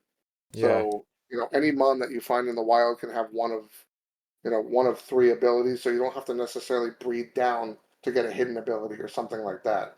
So you'd really only be breeding, honestly, if you had a specific ability you wanted, you might breed for that, or you might breed specifically for like a nature, which would be like a personality type in Enigmon. That increases, a certain stat, but decreases another one. So that would still be in place there too. But I didn't want breeding to be an absolute necessity to get the type of mon that you wanted. yeah, And there will be mechanics in the game and special items like that will change certain aspects about the mon, the same way that the mints and stuff can change your mon's, uh, their nature and stuff like that. you, So we have we would have a tool called the attitude adjuster. It's a rare item, but it changes the the personality type of the mon to something that you actually could be useful for that mon. the nature. And then yeah, Interesting. right, to change the nature, and then the ability adjuster. So if you wanted your mon to be focused more on their third ability, whatever it may be, like that was their ability you really needed for them, but you just couldn't find it in the wild, you could change the one you have on hand. If everything else is right, you could just use the ability adjuster to change the ability to what you wanted. Because there is no Yeah. hidden abilities. It's just a matter of there's a split, a three-way split between what ability they might have when you capture it. So Okay. Because yeah, obviously now, yeah, I'm sort of done talking about breeding, but part of breeding is kind of like what you see in some of these other games, like these older games, like Monster Seed, where you're hatching these different creatures. Um, I love the way it's done in Monster Seed because you're hatching using temperature mhm, from 0 degrees to 10, and there's all these different crazy seeds. There's like 50 or so. There might be more, but then depending on the temperature you set and the different solutions you put in, affect stats and affect what it's going to turn into. And when you set that temperature and you hatch, there's no going back. right. Um, You kind of get what you get you get what you get. and you could get a defect, you could get a reject, but at the same That'd be an time, interesting thing to go for. I love that system in Monster Seed, and sometimes you could get really unique designs coming out and really useful um, Right, monsters, but at the same time, you could get ones which are just kind of like, okay, you're not that useful. right. Yeah, And I've seen things like that where there's not just one variant of you know of a mon that you can get. You can find a couple different variants, which I do like the idea of that. With like Coromon, for example, finding like there's three or two or three different iterations of the same mon yeah. with improved stats this, that, and the other thing. There's also, do you know Dragon Seeds? That's another I'm game not familiar with it, unfortunately. because that one, uh, there was a game called Dot Hack as well, which kind of did this to find your whichever level you wanted to go to. You could use key phrases to like hidden forbidden holy land. I think was one, or infinite aquafield. Um, for dragon seeds, you put in like the time is eternal, and that will affect what your dragon will turn into. You select like wasp, beetle, crustacean, Mm, Saurian dragon. Then you put in these key phrases like the time is eternal or the battle is eternal, and there's all these different key phrases, and that affects what the dragon will turn into in the cloning lab when gotcha. before you go see it in the nursery. So it's just another really cool way of doing kind of because it is kind of like breeding in a way, but it's Right, right. hatching. It's like I was just curious to see if like Enigmon was going to put any like crazy wacky machines like this in the world um, that you see Yeah, in some of these older. probably not. It's definitely going to be more akin to like the Pokemon style breeding Yeah, with a few, few slight changes, but nothing really too crazy. I think the breeding system as Pokemon is honestly fine as yeah, is. But I didn't want it to be too wacky or too like outlandish. because with So like I think we'll just kind of stick with a little bit more of a simple yeah, system there as far as that goes. because like like Monster Rancher, you could put in like CDs into your PS1, Oh like yeah, in and the get like different shrine. patterns You and get yeah, you yeah, get yeah, different, depending on what the music is, different monsters as a result. Um, yeah. I mean, something like that would certainly be cool. I just think it's not the right fit for what not the we're right doing. fit. But Yeah, yeah, yeah, that's all. But there's nothing wrong with that system. I think a system where the outcome of the creature could have like a defect or something that could give it an advantage or disadvantage is certainly a lot more realistic, yeah, uh, especially when compared to the real world. So yeah, something like that could be very, very cool if done right. yeah. And they Um, did it yeah, right in Monster Seed. That was good. Um, I have to look into that at some point. yeah, it's a cool one. It certainly sounds interesting. The because with eggs, and another thing I wanted to go into was eggs. Kind of, don't worry, I will be coming off breeding very shortly. But like with these eggs, like with Digimon World, when unfortunately your creature reached the end of its lifespan, it would redigitize into a new egg, and then Hmm. it could be ultimate level, it could be champion level, but then it digitizes back into this egg, and then it starts the baby form again. I think you choose the egg. At a certain point in time, you get to choose out of 4 different eggs. It's like a green one, an orange one, a pink one, etc.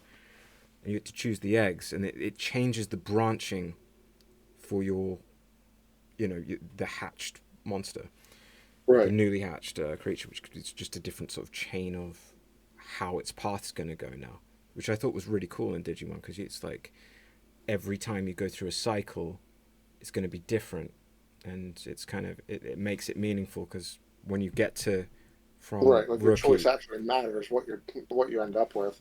like your rookie going into a champion in ultimate, and then when it reaches the end of its lifespan as an ultimate, that sucks to get put back to baby. But then you have you're going into rookie again and in training, and then you've got a new champion, but that new champion is completely different to your old one. Um, so that's what's quite cool about Digimon World with the eggs. I would thought that was a great system, but with Azure Dreams, you're also looking for eggs in that monster eggs, different monster eggs. So I was just wondering, is any of that influence of some of these older RPGs, these monster taming games or monster games, in terms of the monster eggs in Enigmon? Um, so like I mentioned before, it's mostly just going to be very, very similar to Pokemon's breeding system. You'll get like a handful of eggs from the breeder or whatever, however that plays out. Mm-hmm. But they'll actually show up at the terminal in the it's called the ER Center, which Okay. is or Enigmon Restoration Center, because again, I love puns, and we're right back to that again. But so instead of having an actual like breeding place that you have to go to, you can check on your eggs at every center that you go to. They'll always be there, and you'll unlock it as you play and stuff like that. and you'll have like a set number of eggs in the incubator, so you don't have to run around with an egg in your party.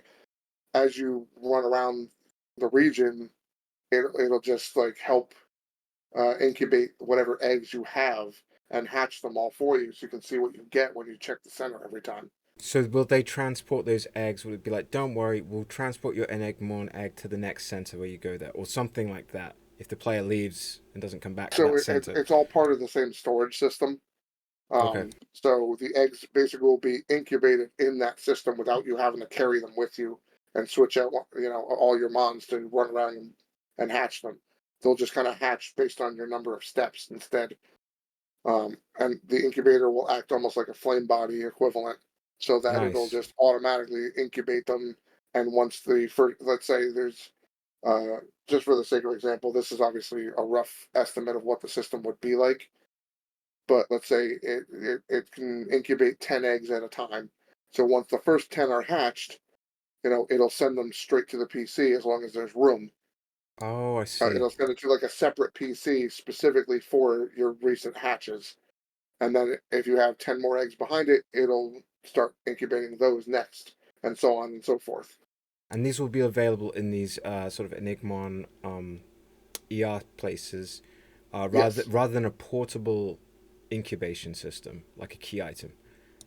right. So instead of having to carry them with you all the time, which is exactly why I wanted to do that. So you're going to stop at these centers anyway, because beyond just being a storage center, where you're going to heal your mons, where you're going to buy items, because they're the Pokemon, they're the Pokemon Center equivalent as well as the Pokemart equivalent.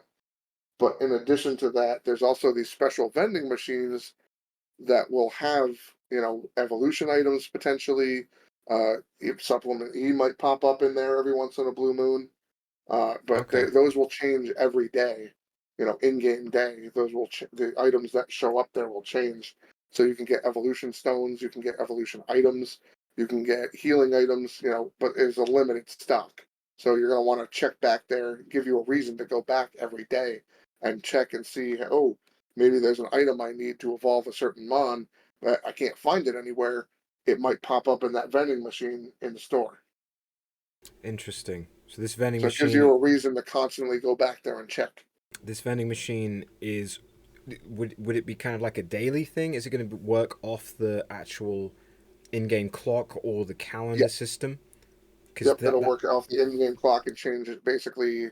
Every time that it goes from night to day.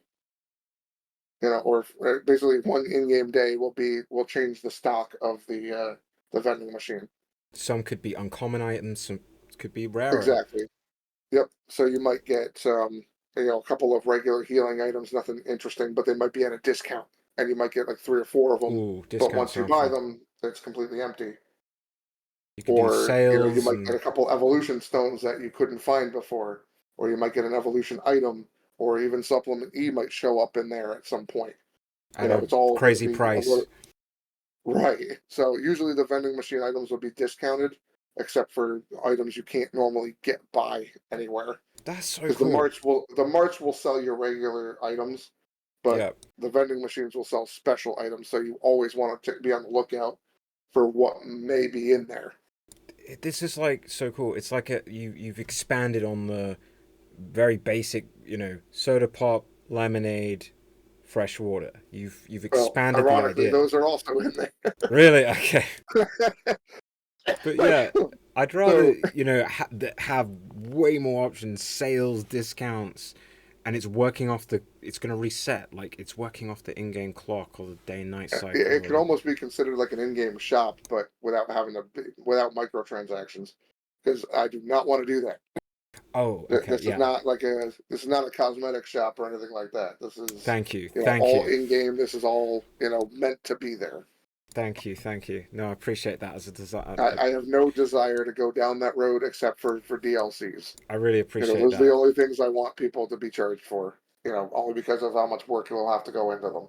I appreciate that as a game designer, you doing that. And yeah, just good design choices. Um, so yeah, the next question I had for you was actually involving gimmicks, would you consider some other gimmicks for your game in the future updates, such as DLC and what have you, and patches, such as, what we have in Pokemon: Z moves, Mega Evolution, Dynamax, and the Terrestrial phenomenon, unique Right. to Enigmon, of course. Different So gimmicky ideas. I will say there's a couple of different gimmicks planned. So one of them was Supplement E that I talked about. Yes. There is also a perfected Supplement E that you will find later on in the story, which I won't spoil. But basically, everything that Supplement E does, expect the perfected variant to do that without the drawback. Mm. There was actually a item in, I think it was Gold and Silver, called the Berserk Gene. Hmm. It's giving me those vibes. I I don't remember that, but it sounds very much like what Supplement E would do. Mm. So that is one gimmick. The friendship mechanic that I spoke about will also be technically part of a gimmick too. Um, so, like I mentioned earlier, you can unlock stat boosts, healing, restoration, or a stamina restore once per mon per battle. That unlocks at different levels of friendship, but that's not the only thing the friendship mechanic would do. So I didn't mention this earlier, but the friendship mechanic can also alter how soon your mon can evolve. Oh, so it's not So, fixed like a right. Hydreigon evolving at like level 64. So that's actually a perfect example. So you could have a mon that normally would need to be at level 56 to evolve, which is pretty late, right? But if Yeah. you befriend that mon, that same mon, and you get it to, let's say, tier 3 of friendship, it could evolve maybe in its 30s instead of level 56 or something. So, and you'll have to kind of determine if that's worth it to boost, try and keep that friendship up, or if it's just easier to try and evolve them by level or what their regular method. Mm.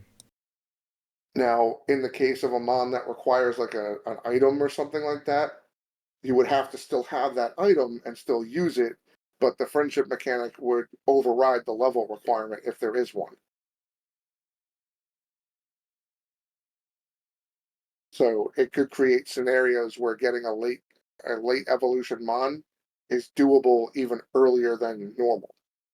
So If it you've kind of up would be up to the player to determine if that's worth the effort or not. if you've upped the friendship, or you've spent enough time investment doing that.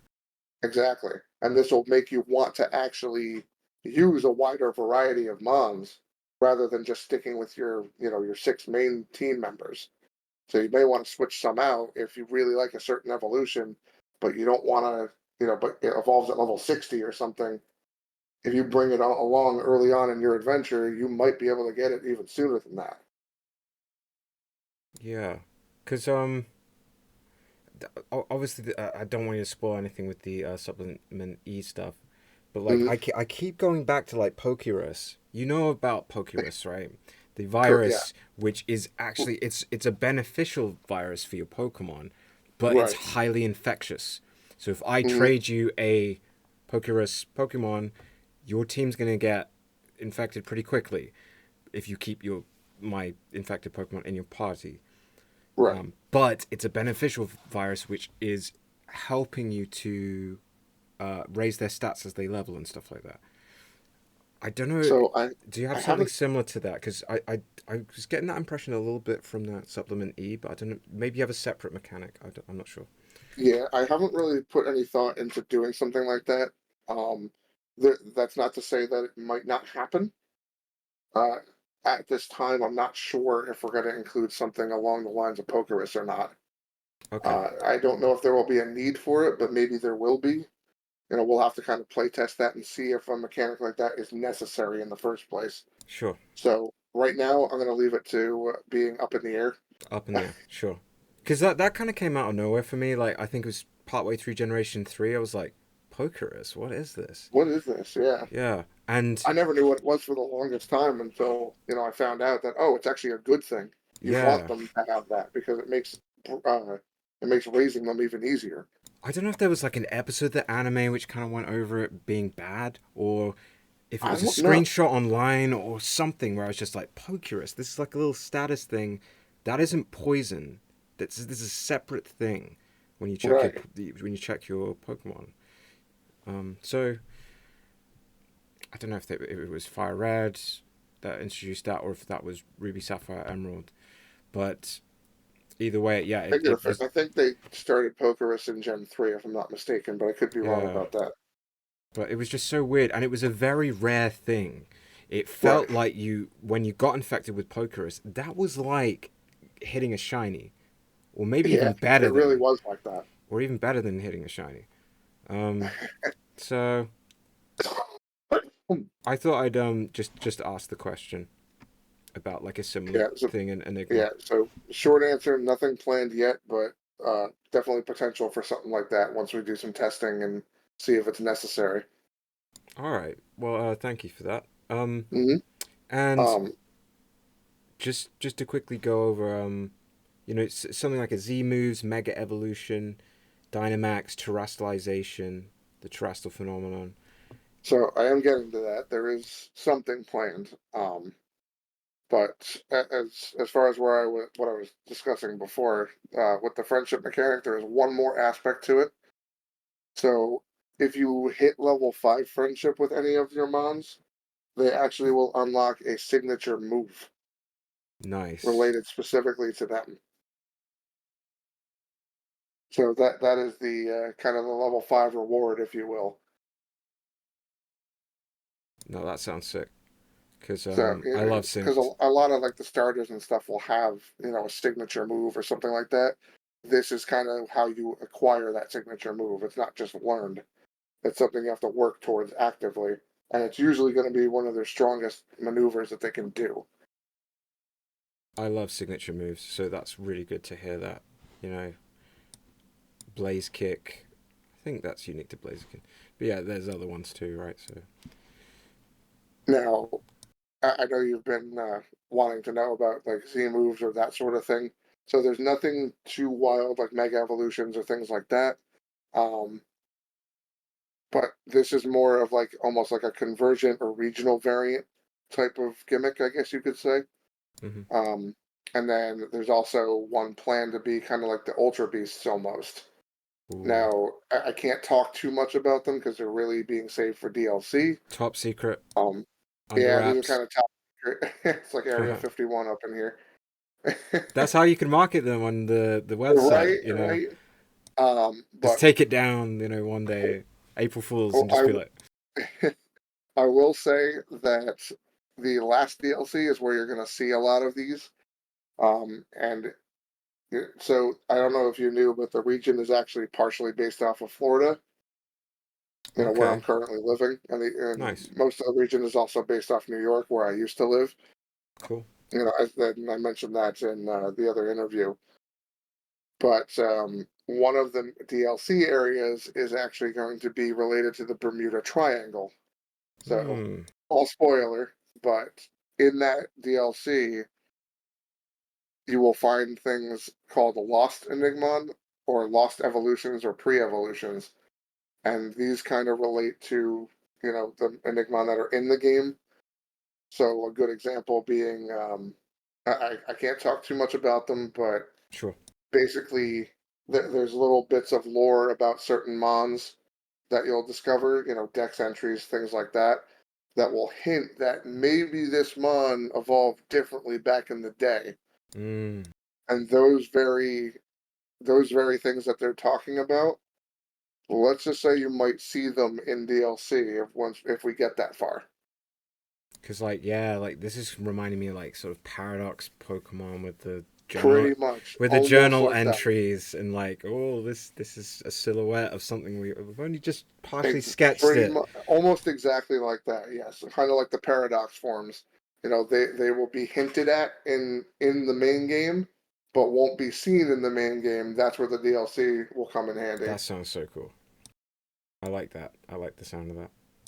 And I guess you said obviously no Mega Evolution. I know there's something in Monster Crown called Super Grow and Atomic Clock, where these are like mega evolution items, which they only work for a short amount of time, like in the fights, Hmm. or you can use them outside the fights and it's permanent.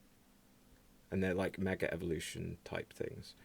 Yeah, there wasn't Um, planned to be any sort of, major gimmicks like that. I think that with everything that we're trying to do, yeah, I think we're kind of you know, hitting our stride here with yeah, what's definitely, already in place. definitely. So I don't quite want to go the mega evolution route or Z moves or things like terrestrialization. I just don't think it's a good fit. Yeah, Maybe if we get a Gen 2, maybe we could go down that road, but that's more like Enigmon 2. yeah, that would Um, be kind of like a Generation 2 if we really wanted to, go down that road. But for right now, I think we've got enough, you, planned that will yeah, just kind of cover all our bases you, here. you don't need to be Dynamaxing your Enigmon Yeah, anytime soon. just have a giant starter, rampaging through the city. We don't need Kaiju Enigmon yet. Maybe Generation 7. Cool. Um, so yeah, I was gonna actually say, I've got a few more questions here.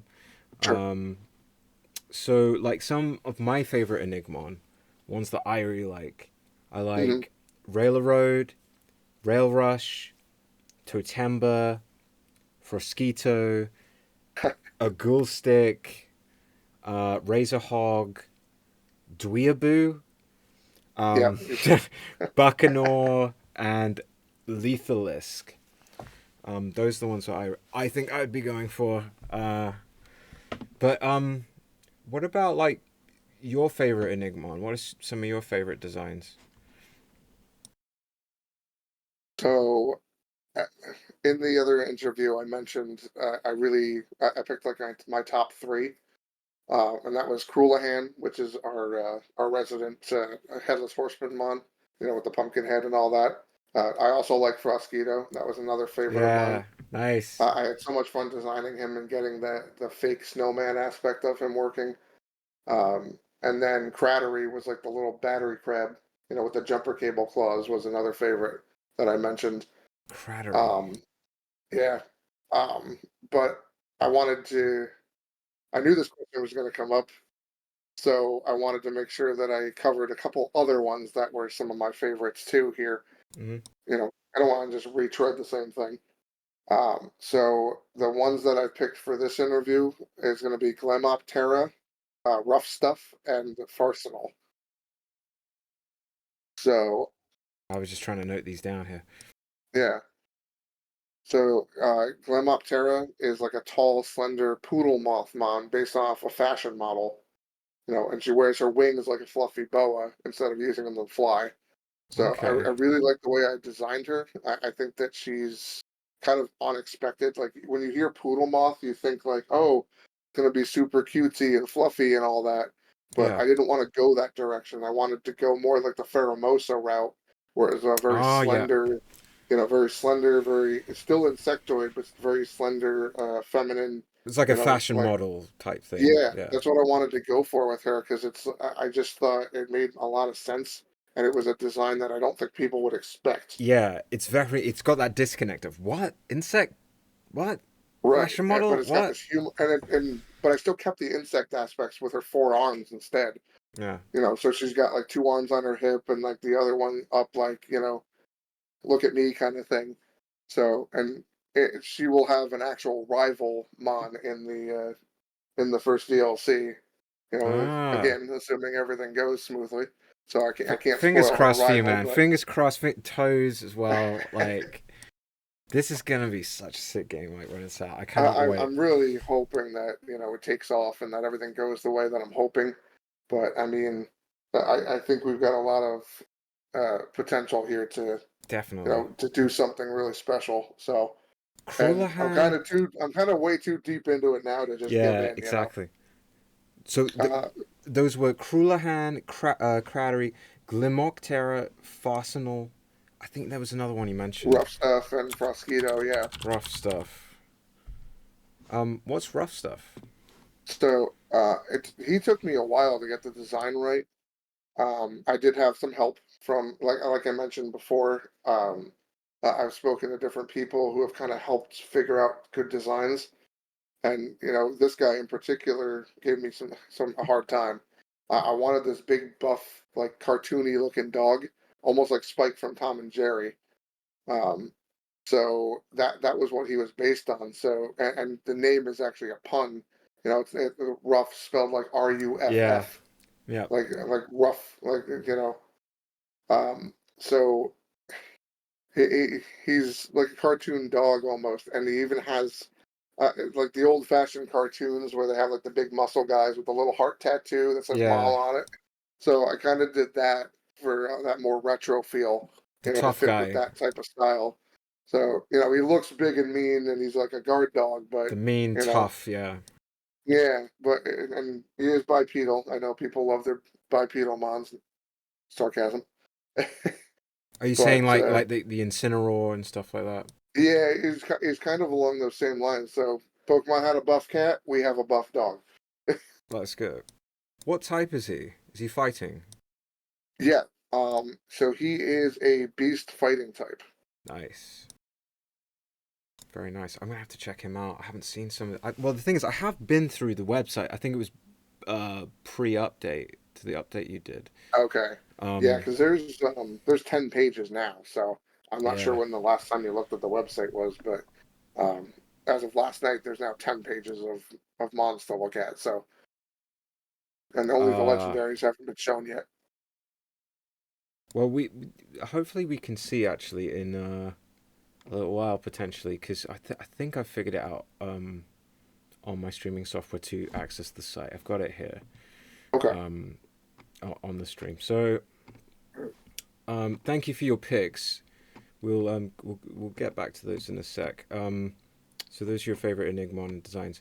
So I had a few questions for you before we go through the site. Um, what is monster taming to you? It's quite an open-ended question, Yeah, I mean that could really be anything. and you could But probably go for a while. yeah, but for me personally, it's pretty much the idea of discovering, catching, and training like a cast of various creatures and building your team to take on whatever's, thrown at you throughout the game. Yeah, and creature collecting. I mean, that's definitely one of the most fun aspects of any Montamer, or monster catching game is seeing all the creatures that you can choose to build your perfect team. Figuring out where you need to cover your weaknesses, what their abilities are, what their stats look like, so you can kind of build, like you have your attackers, you have your defenders, you have your healing mon, you have your, whatever you need on your team. Or if Also, you feel like doing a mono run, you can do that. It's nice to be able to pick and choose what you want to use, also like no matter what version personalities, of the game you're playing.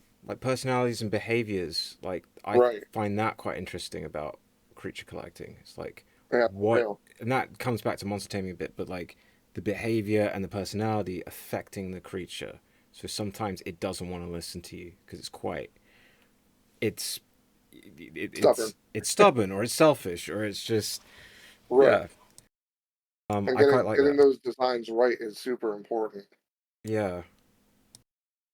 Um, and going into that, what are the coolest designs, in your opinion, for monsters like you personally enjoy?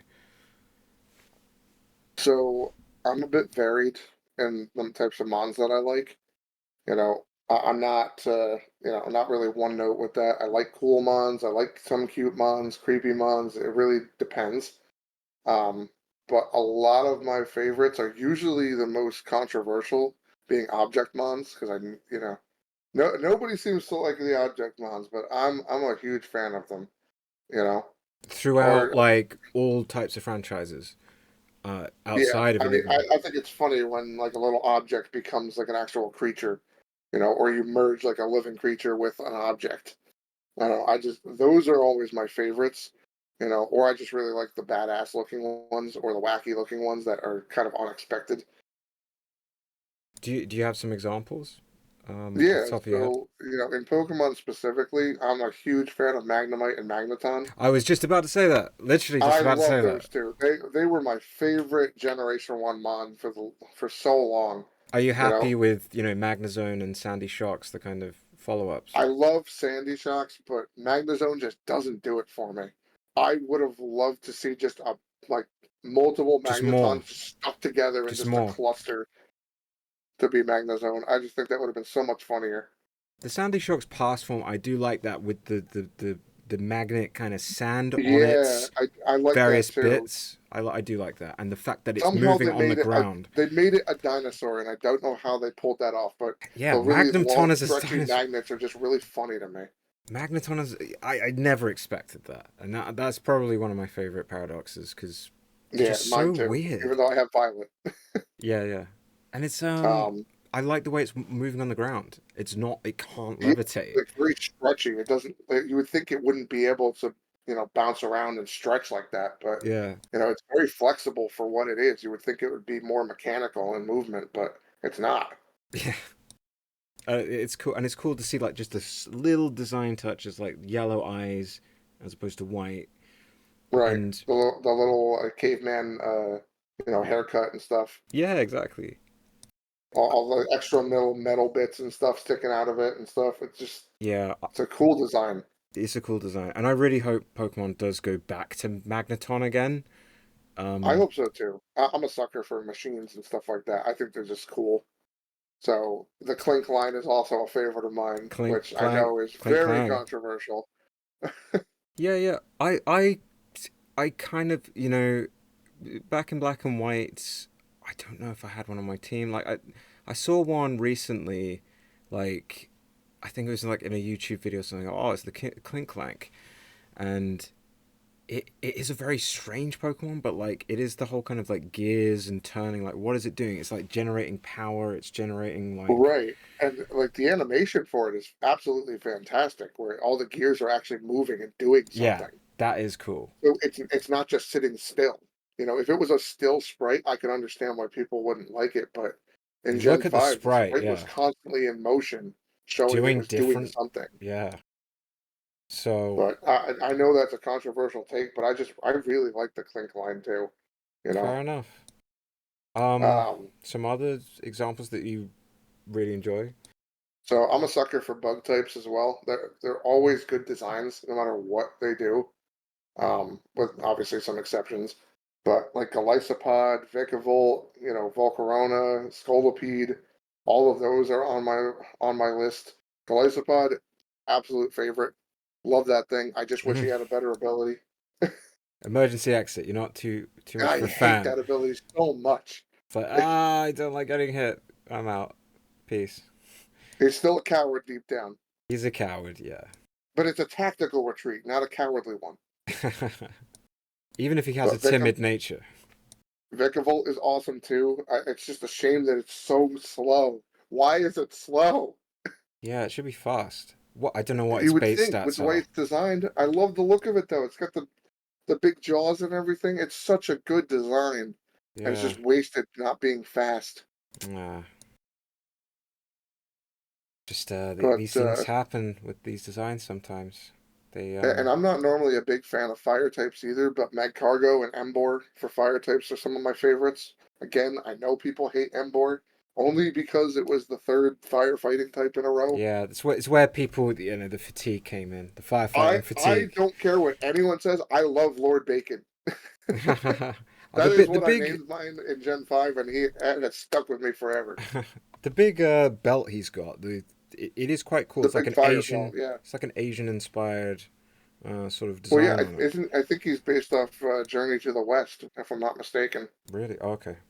Um, And then a couple others are like Conch Elder and Kafagrigus are some other favorites of mine. I really like I Samura. I love those types too. So Yeah, I really liked Samura. The fact that and I know this wasn't part of its like movement animations in black and white, but being able to when have it a like pulls the sword, sword out and pulls the stuff, sword right? out. I like that, Yeah, and you I could have see seen that, that animation, and you so can, I'm familiar with that. yeah, I think that's in Legends Arceus in the Hisuian version of it. Yeah, I think there is an animation of it doing it in Gen 5 or Really? in a later gen when it attacks, yeah. I don't remember Maybe not seeing Gen it. 5, but it definitely I do know I knew of it pulling out its sword prior to Legends Arceus. Yeah, Samurai. I always thought that Pokemon was pretty cool. Like I didn't I at wish he was first. bipedal. I can agree with people. I wish he was bipedal though. I Yeah, think it would have worked so much better because Duat was like just right, and then they went the complete wrong direction as far as it not being bipedal. I didn't know what But to think at first when I saw Samurai, but then he grew on me over time. yeah, And there's a lot of Pokemon like that that it's like, oh, what is this thing? But then it's like, you know what? That's actually kind of cool. And that was Gen 5 for me, actually. yeah, I really originally disliked a lot of the new designs for the longest time until I actually played the game. And then I'm like, okay, I love this game. so you now like I, Trubbish, you like Garbodor. yeah, I honestly do. And I know that sounds insane, but, I really do like Garbodor. I wish it got a third evolution, honestly, a Poison and Steel type, because I think that would just be perfect for it. So would he just turn into just Just a garbage truck. just a garbage truck? It's like, I'm here to take out the trash. Nice Somebody man. get on that. Somebody who's a Ken Sugimori style artist, get on that. Yeah, yeah. I was actually looking at some Sugimori art today. Um, he did some Bandai Cardass cards, which were unique art only for these cards they were produced for.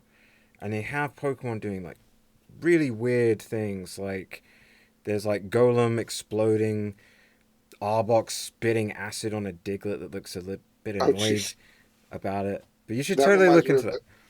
that reminds me of the classic cards almost, where what was it? They had like a grinder coming out of the sewers looking up a girl's skirt or something like that. There's Wasn't like that a thing? yeah, that It was was in, I remember that. That's kind of sad, actually. that was like one of the cards. But yeah, Yeah, the stalker grinder. there was yeah, if you look at the set, you'll see what I mean. There's like a You'll have Dratini to like you'll have to send me that yeah, later. I'll send it to you. But it's like Dratini wrapped around a Charmander, and the Charmander looks distressed. It looks like it's in Oh pain. no! And there's like a Tentacruel who is attacking an Electrode beneath its weird stingers, and it just looks like it's just not happy. But there's a bunch. There's a bunch like that. The only time Electrode is happy is when he's exploding. Yeah, and there is an exploding Electrode Unless it's in in that set. Pokemon Snap, then he looks distressed. Yeah, and yeah, there's a bunch of other ones which will just make you go like, what? What is happening in this art? That definitely Um, sounds interesting. I I'll want to see those later. yeah, I'll send it to you later. So a few more questions here. Um, Sure. what are some of your favorite IPs? So obviously Pokemon, or maybe not so obvious. I mean, just but beyond that, I'm also a huge Pikmin fan. Definitely my Oh, the favorite game series Pikmin. of all time. Yeah, I'm a massive Pikmin fan. Okay. I love the juxtaposition of, oh, look at these cute little plant guys, but also, oh no, my cute little plant guys are dying. They're being set on fire. They're being eaten. They're being crushed by boulders. Yeah. Oh no. They're also like I've seen it more like I've only played a bit of Pikmin, but I know like in Smash Bros, like you throw the Pikmin and they've got different effects. Like one Yeah, sets on yeah, they fire, have one different elements and that sort of thing. It's actually, in that respect, it's a little bit similar to Pokemon, but it's more of an RTS feel. So, using the right Pikmin for the job and defeating enemies and stuff like that. It's such a good series, though. For anyone who hasn't played it, please play it. We need Pikmin 5.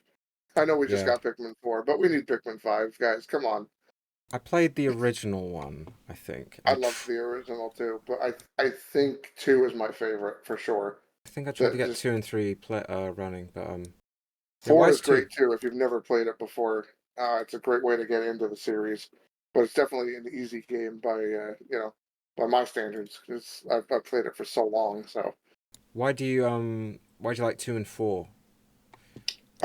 so 2, I love a more methodical approach to things, and 2 just kind of takes away the time limit from you and just says, okay, explore, go about your business. and it also bumps up the challenge of the game significantly. Where yes, the creatures themselves are easier to defeat overall, but some of the caves in that game are brutal. I mean, you're running through. There's caves where you're just running through, and no, most caves don't have a time limit, and are you can kind of take your sweet time and get through them at your own pace. Mm-hmm. But there is one cave in that game that just says, "Nope, you're not doing that," and they throw a boss at you that you can't defeat until the final floor. Oh. And he's on a 5 minute timer, and he will drop after 5 minutes and just chase you around. And you have to either circumvent him and work around him, or go to the next floor and just keep progressing. Like there is no in between. You can't fight him. He's impossible to beat at that stage. You have to get to the final floor to use a specific Pikmin type against him. So I love things like that. It was, you know, and in that same place, there every elemental hazard is thrown at you, and you only have one type that is not immune to any of them. So I mean, the difficulty spike is just crazy. It's like Hmm. classic difficult Nintendo game.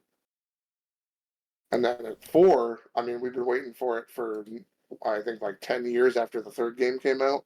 Mm. So it may be a little bit of waiting for the new game bias, but I enjoyed four a lot because it did a lot of the same type of thing as two. Nowhere near as difficult, unfortunately. Which was my biggest fear, but uh, overall, just really well polished game, very very fun. I just enjoyed my time with it. So so two would be your pick out of the Pikmin. I mean, I would play all of them, but three is definitely not my favorite. But two is the one that two is the one I recommend to most people, Okay. just because of the sheer difficulty of it and the huge jump in gameplay. It's like a perfect sequel in my mind. Nice. I love Takes seeing everything that those. Yeah, it takes everything the first game does and then improves on it without breaking it and making it unfun. Well, That is the perfect sequel. Yeah. depends on who you ask, but Sometimes. there's Yeah. definitely some unfun moments in there that I dread going in, but I know I have to do it to beat the game 100%. Mm. So it's the one I've gone back to the most for sure. Okay. Any other IPs you consider your favorite other than Uh, Pokemon and Pikmin? yeah, actually, Animal Crossing Ah, of okay. all things. Yeah. So when the GameCube one came out, I got hooked on that, Yeah, and yeah. I've loved the series ever since. But Interesting. Because I that really was a wish lot life could about just be like Animal Crossing, though. what life. Yeah, I wish real life could be as simple as Animal Crossing. Oh, you owe $1 million in debt. It's fine. Just catch some bugs and fish and take your sweet time paying it back. You Man, have time. There's no you got IRS. time. Yeah, the clock will keep moving, and yes, it's been 6 years, but if you want to take that long to pay it back, it's fine. Yeah, we're not gonna repossess your house or anything. Exactly. There's no See, what, IRS. why can't real life be more like Animal Crossing? With the fishing and stuff like that. It's interesting Right. to hear that. It's just a nice, relaxing game to take you out of make you realize how kind of crap real life can be sometimes. Yeah, yeah, and It's a nice escape. yeah, yeah, and it's interesting to hear that some of these designs, like these, the games that you like, that's gonna kind of rub off, I think, on the projects you're working on. I think so, because you Yeah, definitely. understand so these things are important components of the design of these games. So Right. like with Animal Crossing, you have like time events, you have Halloween, you have Christmas, you have um, these fun things like summer and stuff like this, Right. Easter or whatever, right? New Year's, and they're an event in the game. Right. So There's always something to look forward to try and something reach to look for. forward to. There's like a calendar type thing. Um, and like it sounds like in Enigmon there's a night and day cycle. So the fact that there's going to be like calendar potential events in Enigmon, like perhaps with patches and stuff, like event Maybe. Enigmon, maybe I don't know what you're going to do about It's a big events. maybe at this point. There's a lot that has to still be decided on. Yeah, Um, I want to get the demo out hopefully by before the new year. So maybe, just maybe, we'll have a demo out by before 2025. That's That's the goal so right cool now. to hear. Yeah, yeah. Um, Because I was gonna and then ask. we'll have to definitely see about like special in-game events and things like that that are time based, but um, definitely little crossovers and things like that will be there to look forward to. So there will be those, and those will be completely optional. Because yeah, I've obviously asked you before about like, if you're doing this all yourself as a solo project or if other people are involved and like how far along in development is the project. But like, um, the fact that you're looking at, before 2025, like winter 2024, that's I was thinking like spring 2025, but Well, or even winter further. 2024 is for the demo at least. The I mean, demo, as far as sorry, the demo, yeah, yeah, yeah, demo now. yeah, I don't want anyone looking in at like winter and be like, "Where's the game?" It's like it's not out yet. I'm sorry. No. Demo probably by hopefully before the new year, probably by December, maybe November if we're a little bit more speedy about it. Yeah, Um, yeah. Obviously, there's a lot but of work involved. There's a lot that goes yeah, into this is designing and definitely not a small project. yeah. This is not like a couple years of development type of thing and then it's No, out and it's finished. This this is is, magnum opus. This is yeah. Like, yeah, I would definitely say that it's magnum opus. do you have like I don't know. Is this gonna be done on sort of like I don't know uh what's the name of it, like Kickstarter type thing? Um, So I would like to get it out on Kickstarter once our demo is done and ready to go. This yeah. way people can kind of get a taste for what to expect, you know. So there will be, I do want there to be Kickstarter backer rewards, such as, getting your own mod in the game. Hmm. That's a major one that I think a lot of people would be all for. So if you ever had anyone listening, if you ever had a mod design, that you wanted to see in an actual game, this might be your chance. Kickstarter Um, backer. Let's Kickstarter go. backer reward. Um, so there's plans for like an NPC and stuff like that. If for people who support the game, possibly actual merch. Maybe a Dweeboo plush or something like that is Yeah. something I've wanted to do. These are all speculative at this moment, Yeah, but yeah. And like merch page, what would you imagine? Say it was all up and running. Like, what you'd see on the merch page, like t-shirts. Um, possibly some T-shirts, definitely some plushes of maybe either Wispith or the two Dweeboo as a possibility. I would love to get like something 3D printed of like a statue of certain Mons, maybe the starters or something, yeah. if I can find someone to do it.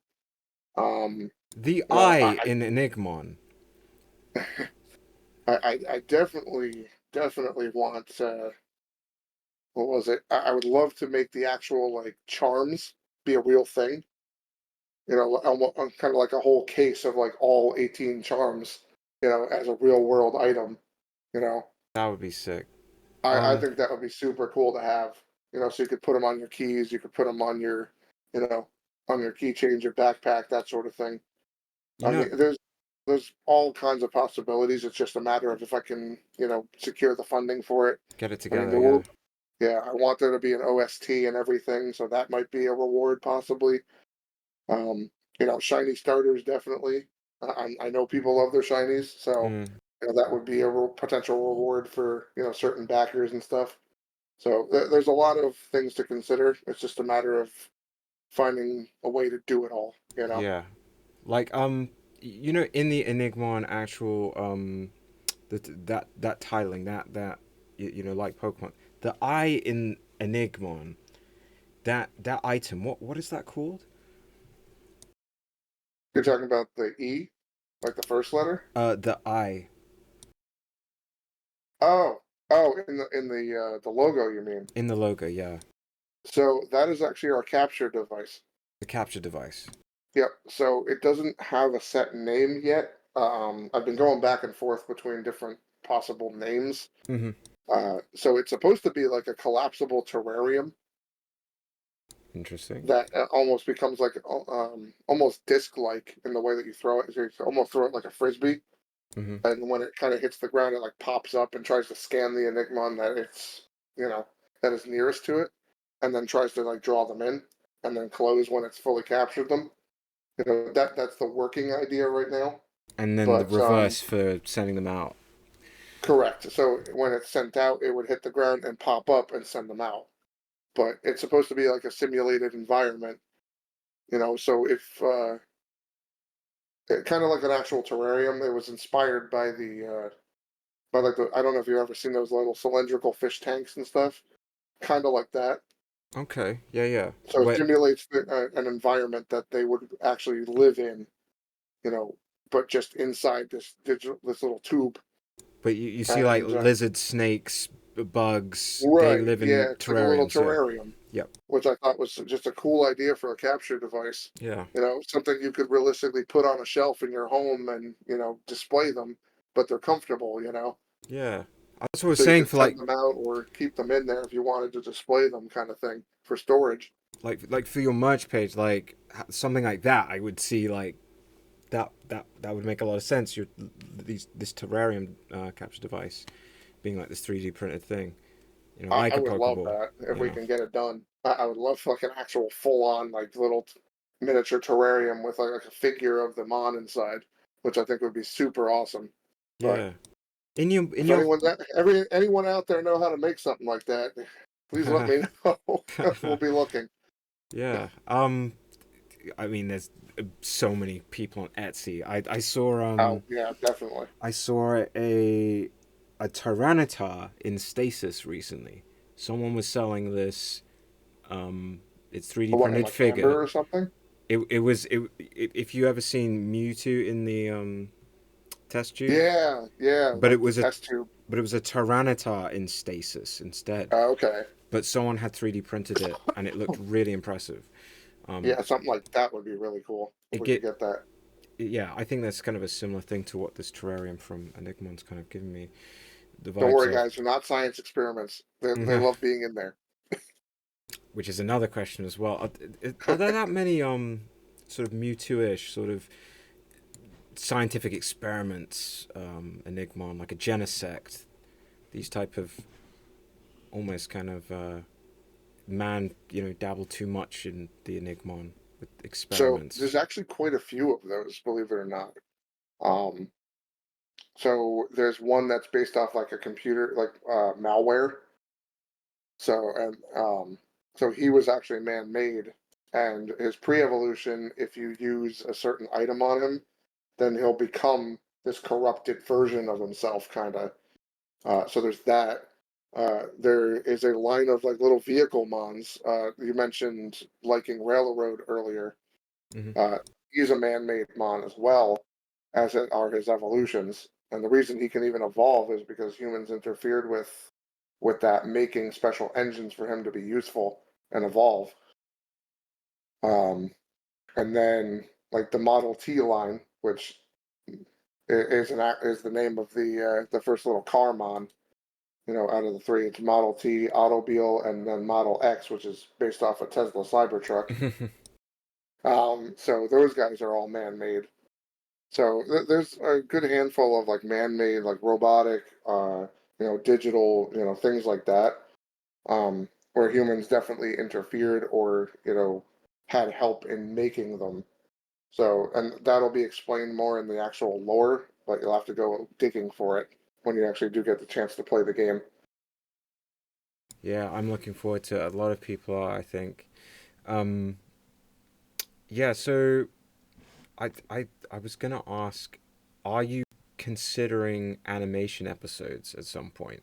I know this is like far down the line, but like a tie-in, sort of, like the Pokemon anime, like, or, I or, think if or that manages to happen, then I've done something you've right. yeah, you've done But something right. I've You definitely win. done something right You win. if we get If animated if it an gets to the actual point animation out of of this. manga authors are starting to draw your work, I or mean, I would love that. I or don't think it. I think it's unrealistic to expect anything like that. But let's say it does. I'm all for it. We might be able to get some like short animated shorts Yeah, maybe that's kind of what I was or about to some. say. Was Yeah, like animated that's shorts, five definitely. minutes. Something like Hey, that. I mean, if somebody ever wanted to, collab and do something like that, I mean, I'm always down for that. Anything like that would be cool. Yeah, like But animators, like hit up I don't. Captain It Wunderbar. doesn't sound like it's very likely. But I mean, hey, if somebody wants to go down that road and wants to do that for us, like, you know where to find us. There's obviously you look online. There's like loads of different animators doing things. So Right. yeah, it's just something like you say, like scaling it back from like anime to like 5 minute shorts, that kind of thing, or even for like when you're doing marketing for like trailers and things like that. I would love to have something like that for Like marketing, some but kind of you know, animation. Yeah. Um, but like yeah, could you imagine like the pilot episode for the Enigmon cartoon or anime I can't even begin to imagine something like that. To with be like completely with honest with you, voice that's like acting so and far off. yeah, I can't yeah. even picture that in my head. Okay. I just thought I just mention it just because it's just because you're Love the based I do love the idea.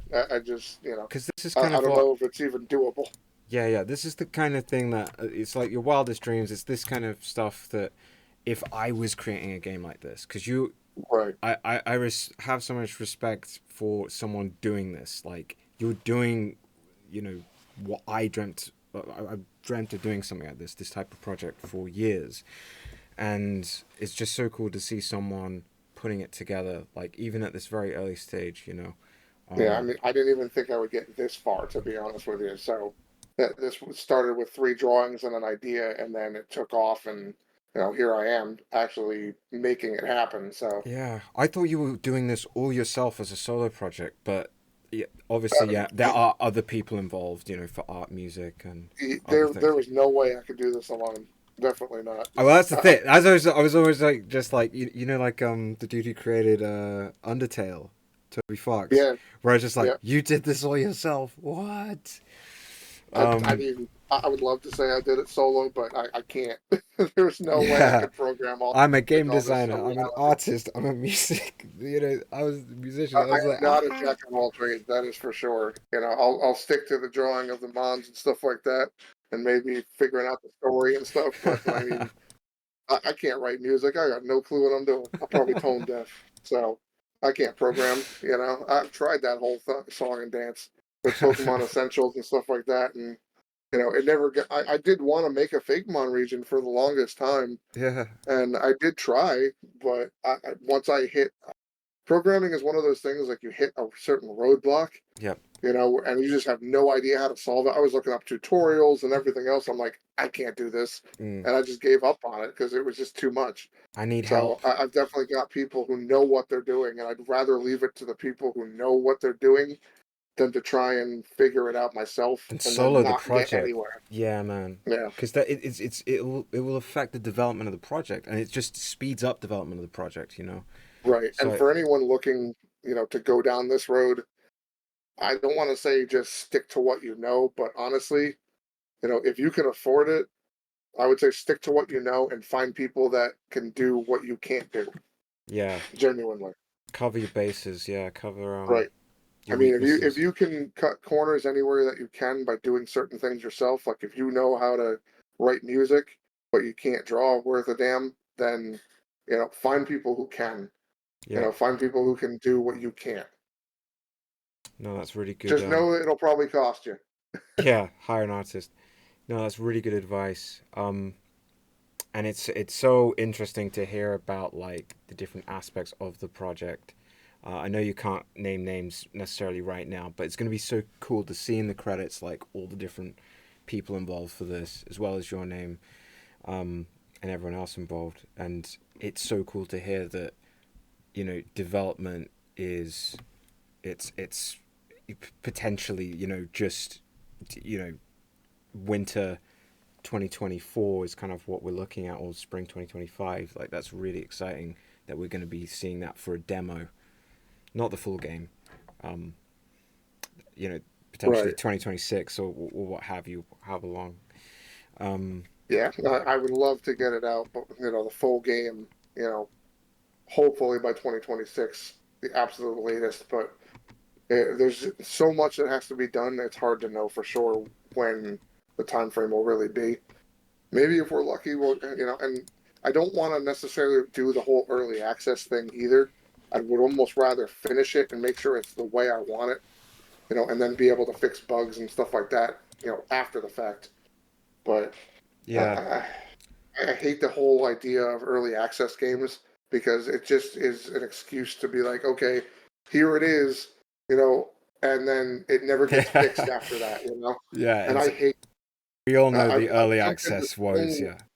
I've jumped into quite a few early access games that have done exactly that, and there's no worse feeling than trying to Bare play a game bones. It's and it just buggy, never it's gets finished, and it's in eternal development hell. it's just And a I mess, don't I yeah. don't want that to be the case here. No, no, that's the complete opposite I want for your game. I want it to be like polished, and when Absolutely. it's done, like I mean, there is that chance that it might have to go that way to get everything done the right way. And if that does happen, I would release it kind of in parts, the same way that kind of Temtem did, yeah. where they released, like here, okay, here's this section of the game. So we might release like the first, 4 area masters in that section of the map, right? Because And then that then was there will be like a stopping point, and then the next part, and then the next part, and so on and so forth until it's fully finished. because I that don't want to do that, but that is a realistic possibility depending on how things go. because that So I don't. was, you know, Uh, early access for a bit, wasn't it?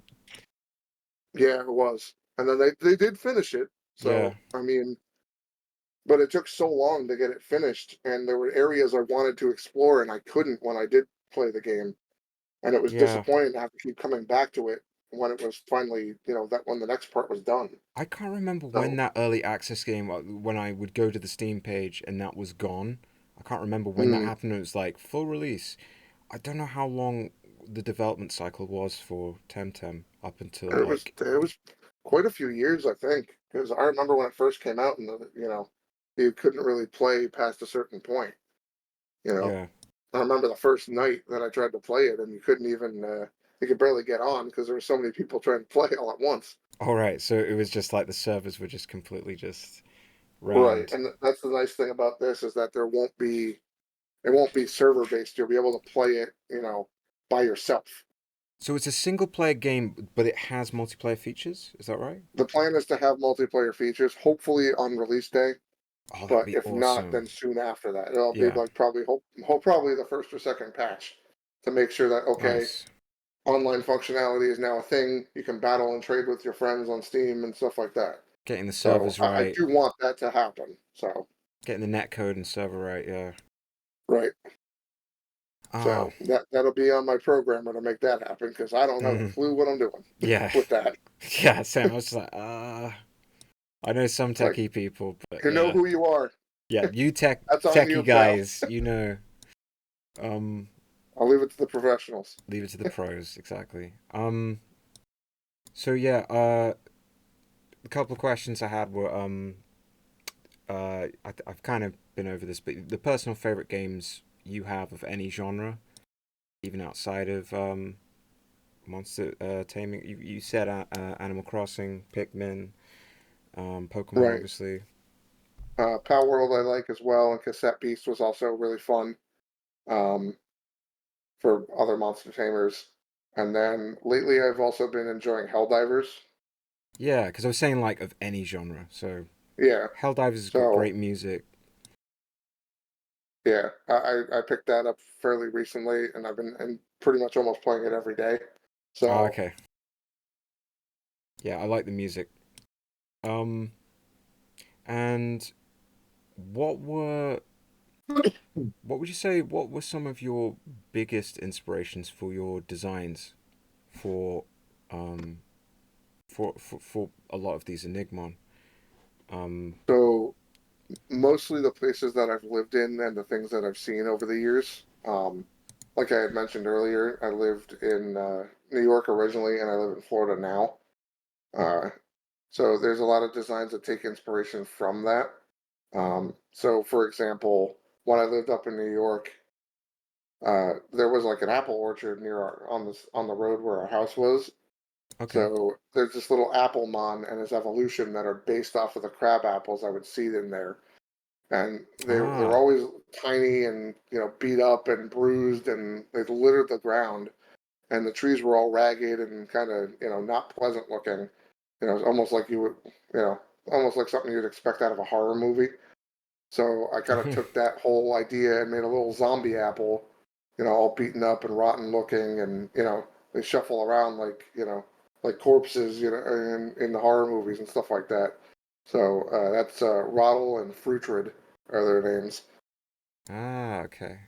Again, hitting it home with all the pun names here. Yeah, man. Uh, so yeah, I was gonna quickly have a look and see if on the stream I can, because I've got it up between us both. Is the browser? Um, actually, I think I actually have the map here as well, which was I was going to sort of use as a talking point here. So Sure, before we get to the website, so I'm just gonna bring up the map here. Shukunk. Um, the region map. Uh, so I can see at the top, it's kind of like a snowy area. yes, There's like a woodlands, forest, build up city. There's like some sort of beach area, and then sort of it all leads down to kind of this part by the sea. Um, I don't know if you wanted to kind of go into any of the stuff here before we go into the website a bit. sure. So all the way at the bottom where all the little ships are, so that's kind of your actual starting town. Okay. Um, so you kind of so from where you are, if you start there and work your way clockwise, that's kind of the direction that you'll be traveling throughout the region. Um, so what do you specifically want to know about the each area? Because I can tell you a little bit, whatever you Yeah. want to know. Okay. I see. There's like a shipwrecked area as well. Yep. Um, So that that's seems near quite like the very interesting. first route. So Route 1 is actually that beach with the little umbrellas and everything. So that's actually the first route. Okay. And if you kind of steer off a little more to the left, you kind of enter that little shipwreck cove area, and that's there's a little bit stronger mons there and things like that. And also one of our ghost ship mon can spawn there at night too. So that was more kind of the Florida aspect. If you notice, the whole like southeastern corner of the region sticks out almost like Florida does on the U.S. map. Mm. So there's definitely some New York and Florida, inspirations there. Um, And but can you find the little parrot one? I do remember seeing him. oh, yeah, he's actually he's actually a starter. So Oh, he's is one of he? your six Okay. start. Yeah, he's one of your six starter choices that you'll get to choose from. I thought he was a random spawn. My bad. I thought because I think it makes sense for him to be there. Yep, he's our wind type starter. So I decided to go with six of them instead of the normal usual three. So you've got your nature type, your fire type, water, wind, electric, and earth as your six starter types. And he evolves into a buccaneer. Correct. Yep, he evolves into Buckanall. That's his final evolution. Yeah, You can notice a lot of pirate theming with several of these I mons here. do. I Is it? love pirates. Yeah. Well, Florida is actually a very pirate centric type of area. Believe it or not, there's quite a bit of pirate history here. Did a lot of them So I land definitely there? wanted to, yeah, I definitely wanted to include some of that in the Mon designs and some of the lore and stuff like that. Yeah, And that's even one neat. of our area masters is actually, embodies that whole pirate persona. Is he a So pirate captain? he's not. He's actually a former cop, but specifically like a What? naval officer. Oh, And but he dresses up as a character, similar to the Blackbeard in One Piece, actually. So there's some oh, anime references thrown into the mix okay. for good measure. I thought you were also gonna say the dude from Dodgeball that thinks he's a pirate. Not If you've seen, familiar with that, but I think um, yeah. If you've seen that movie Dodgeball, I think there is a character who just thinks he's a pirate, and okay, yeah. yeah, I haven't. Anyway, But yeah, that's his name is Marshall. So if you're any One Piece fans out there, you'll be familiar with why I named him that. yeah, If you look at his drip, you'll know. yeah. Okay. I know there's some people that check out the stream like One Piece, so I've only read it up to the time skip. So Okay. Yeah, you got a ways to go then. There's a lot to still yeah. explore. So I don't know if is that Blackbeard? Is that Marshall Teach? Marshall D. Teach, yeah, that's what I named him after. Okay. All right. Yeah, And I am familiar. his clothing is based off of the same character as well. Yeah. Okay. Yeah. The dude who has he's got like, is it the darkness power or something? He's the wind type specialist, although he kind of cheats the system a little bit. And like I mentioned earlier, how they have a theme. So all of his mons are pirate themed. Okay. So not all of them are wind types either. Let's see. So he kind of breaks the rules a little bit. Yeah. The offshore island, is that kind of a secret right now? Nope. So that's actually where you'll fight the light type specialist. Okay. His name is Hugh. So he is that whole area is meant to be kind of very Japanese inspired. I had to get a little bit of that in there. It's not really based off any specific area, in Florida or New York for that matter. It's just I kind of wanted like a little island for the player to visit. So it's a very artsy area. It's very tropical looking, but it's got like you might notice like the cherry blossoms, on the upper corner of the map over there. Yeah. It looks like a So Japanese style castle. yep, it's meant to be kind of like a shrine and stuff like that. So there's definitely some Japanese influence there too. Neat. And I'm having a look. I guess we can just briefly cover some of these areas, but Yeah. I can see like the your starting town. There's like this sort of shipyard kind of. There's an area in Sun and Moon that gives me those kind of vibes. Yeah, it's a very tropical area. It's based off of actually near where I'm living right now. It's not a one to one, but Yeah. there's an area in Southwest Florida that's has a similar name. So So do you get like a glass of like delicious orange juice at the start of your adventure? that would be kind of funny if I just hit a hidden item and it's orange juice. It's like, wait a minute, Just what I hear from Florida is you guys got some great orange juice. Um, we got heat and hurricanes in and abundance. that as well. Um, so yeah, I guess as you there's like two. It looks like there's two paths off. Like to obviously the shipwreck area, which I don't know if Hmm. this might be like demo included stuff, but like um two paths going off. Like one looks like it's the left way.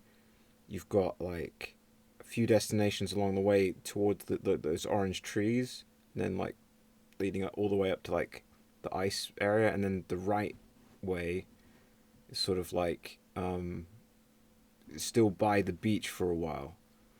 Um, and then smack dab in the middle, or kind of just off to the side, is that big tower, futuristic looking place. Yep. So that's actually kind of our. I just noticed some of the map is a little bit cut off. I'll have to fix that later. Oh, okay. Yeah, I'll have to take a look at that and fix that. My bad. No, it's I fine. changed. I adjusted the size on the website the other night, and unfortunately, it looks like I cut some stuff off. So, No, this um, is an older map, I think, before you did your changes on the site. But maybe maybe I can just check the site version, the new one. oh yeah, could very well be.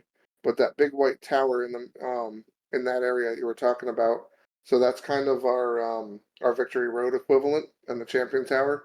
Oh, I see. Yep. So that's like the final destination of the actual region. So you'll kind Fair of enough. work your way clockwise all the way around, up through the snowy mountains, up to the Rocky Pass, all the way to the East Coast area, down to the resort and the amusement park, and work your way back to where you started, actually. So it's like a big circle, pretty much, Left to right. from left to right, correct.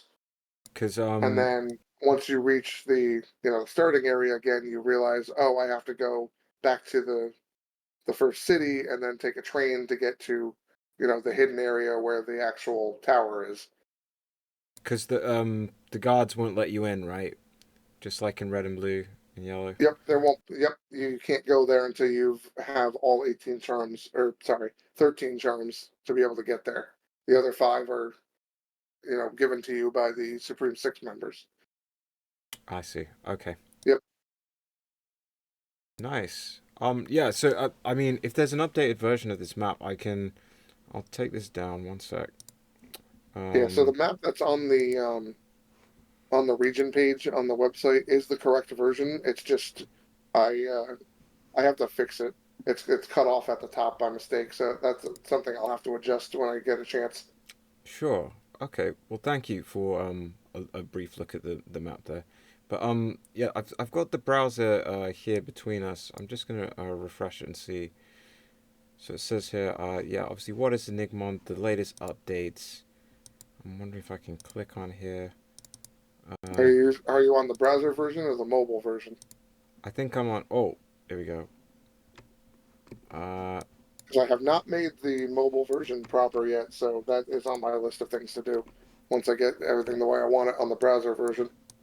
So if you're looking on mobile, I apologize.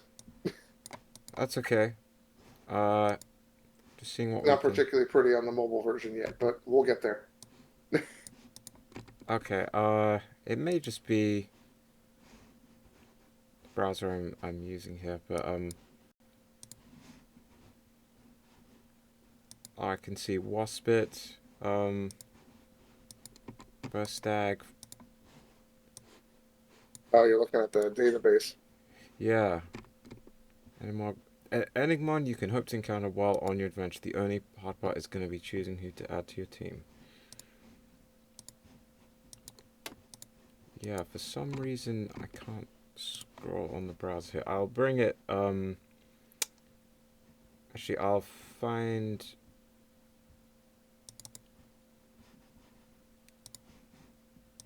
Let's see.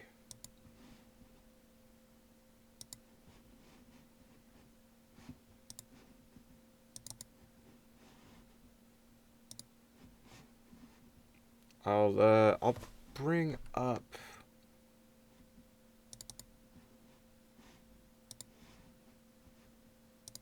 Yeah, I'll bring up a different browser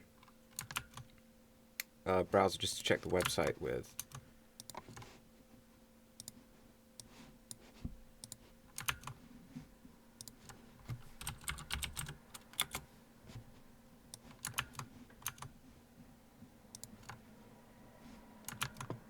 Okay, I think I've got it.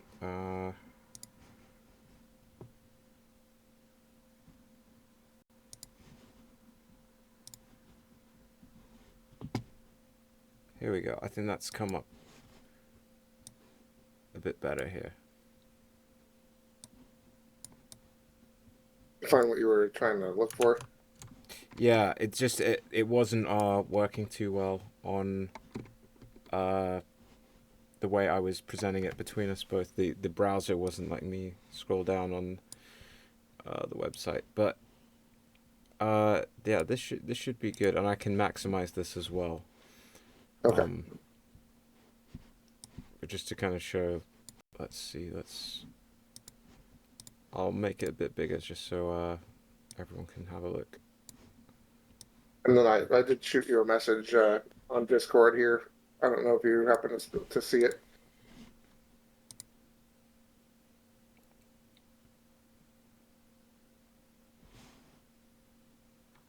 Oh, okay, yeah, sure, that's all good. Okay, well, Yeah. yeah, the website is there as and when you guys want to have a look at it. Um, Yeah, I'll keep updating it and making sure everything looks right. So, if there's any issues on it, I'll be keeping an eye out for, any problems with it and, updating it again soon. I'll have to fix that map page and a couple other things, I'm sure. yeah, sure. But I'll definitely have a look at some of the new Enigmon that you mentioned. But yeah, all in all, thank you so much for your time today, Captain Yeah, Wunderbar. not a problem. I've really I'm been glad looking we forward got to to do this. this. I know it's been a bit of a chore to try and get coordinated here and whatnot. There's been like some technical issues. There's been everything else, but like no, the meat and potatoes of the chat was really really good. It was only towards the end with the website stuff, but I know that that's still being worked through with you and everything. But Yeah. genuinely, man, Did you have I anything else that you needed, that you wanted to know, or anything else you needed to ask me? really it was just I want to just wish you well, wish you and your team all the best, and yeah, I'm really looking forward to this. Yeah, Whatever this I project appreciate that, definitely. turns into, I Um, wish you the best of luck with everything. I'll be looking out for that demo and the Kickstarter and all this different stuff and developments. And yeah, just thank you so much for your time. It really, yeah, thanks for having me. I really appreciate it. I'm really grateful for you Yeah, being I'll here. keep you posted on any updates and stuff, and you can always join our Discord if you're interested in keeping an eye on, what we're working on and whatnot. So, Yeah, because right uh, now I go through Gym Leader Ed, the mods page. But yeah, if there is a Discord, be happy to join it. yeah, yeah, feel free to share it with your audience and whatnot too. I'll leave you a link here, and if you decide that you want to join, that's perfectly fine. Thank you. Yes, I will add that to the chat and I will let you go. Thank you so much for your time. Yeah, thanks for having me again. Appreciate it.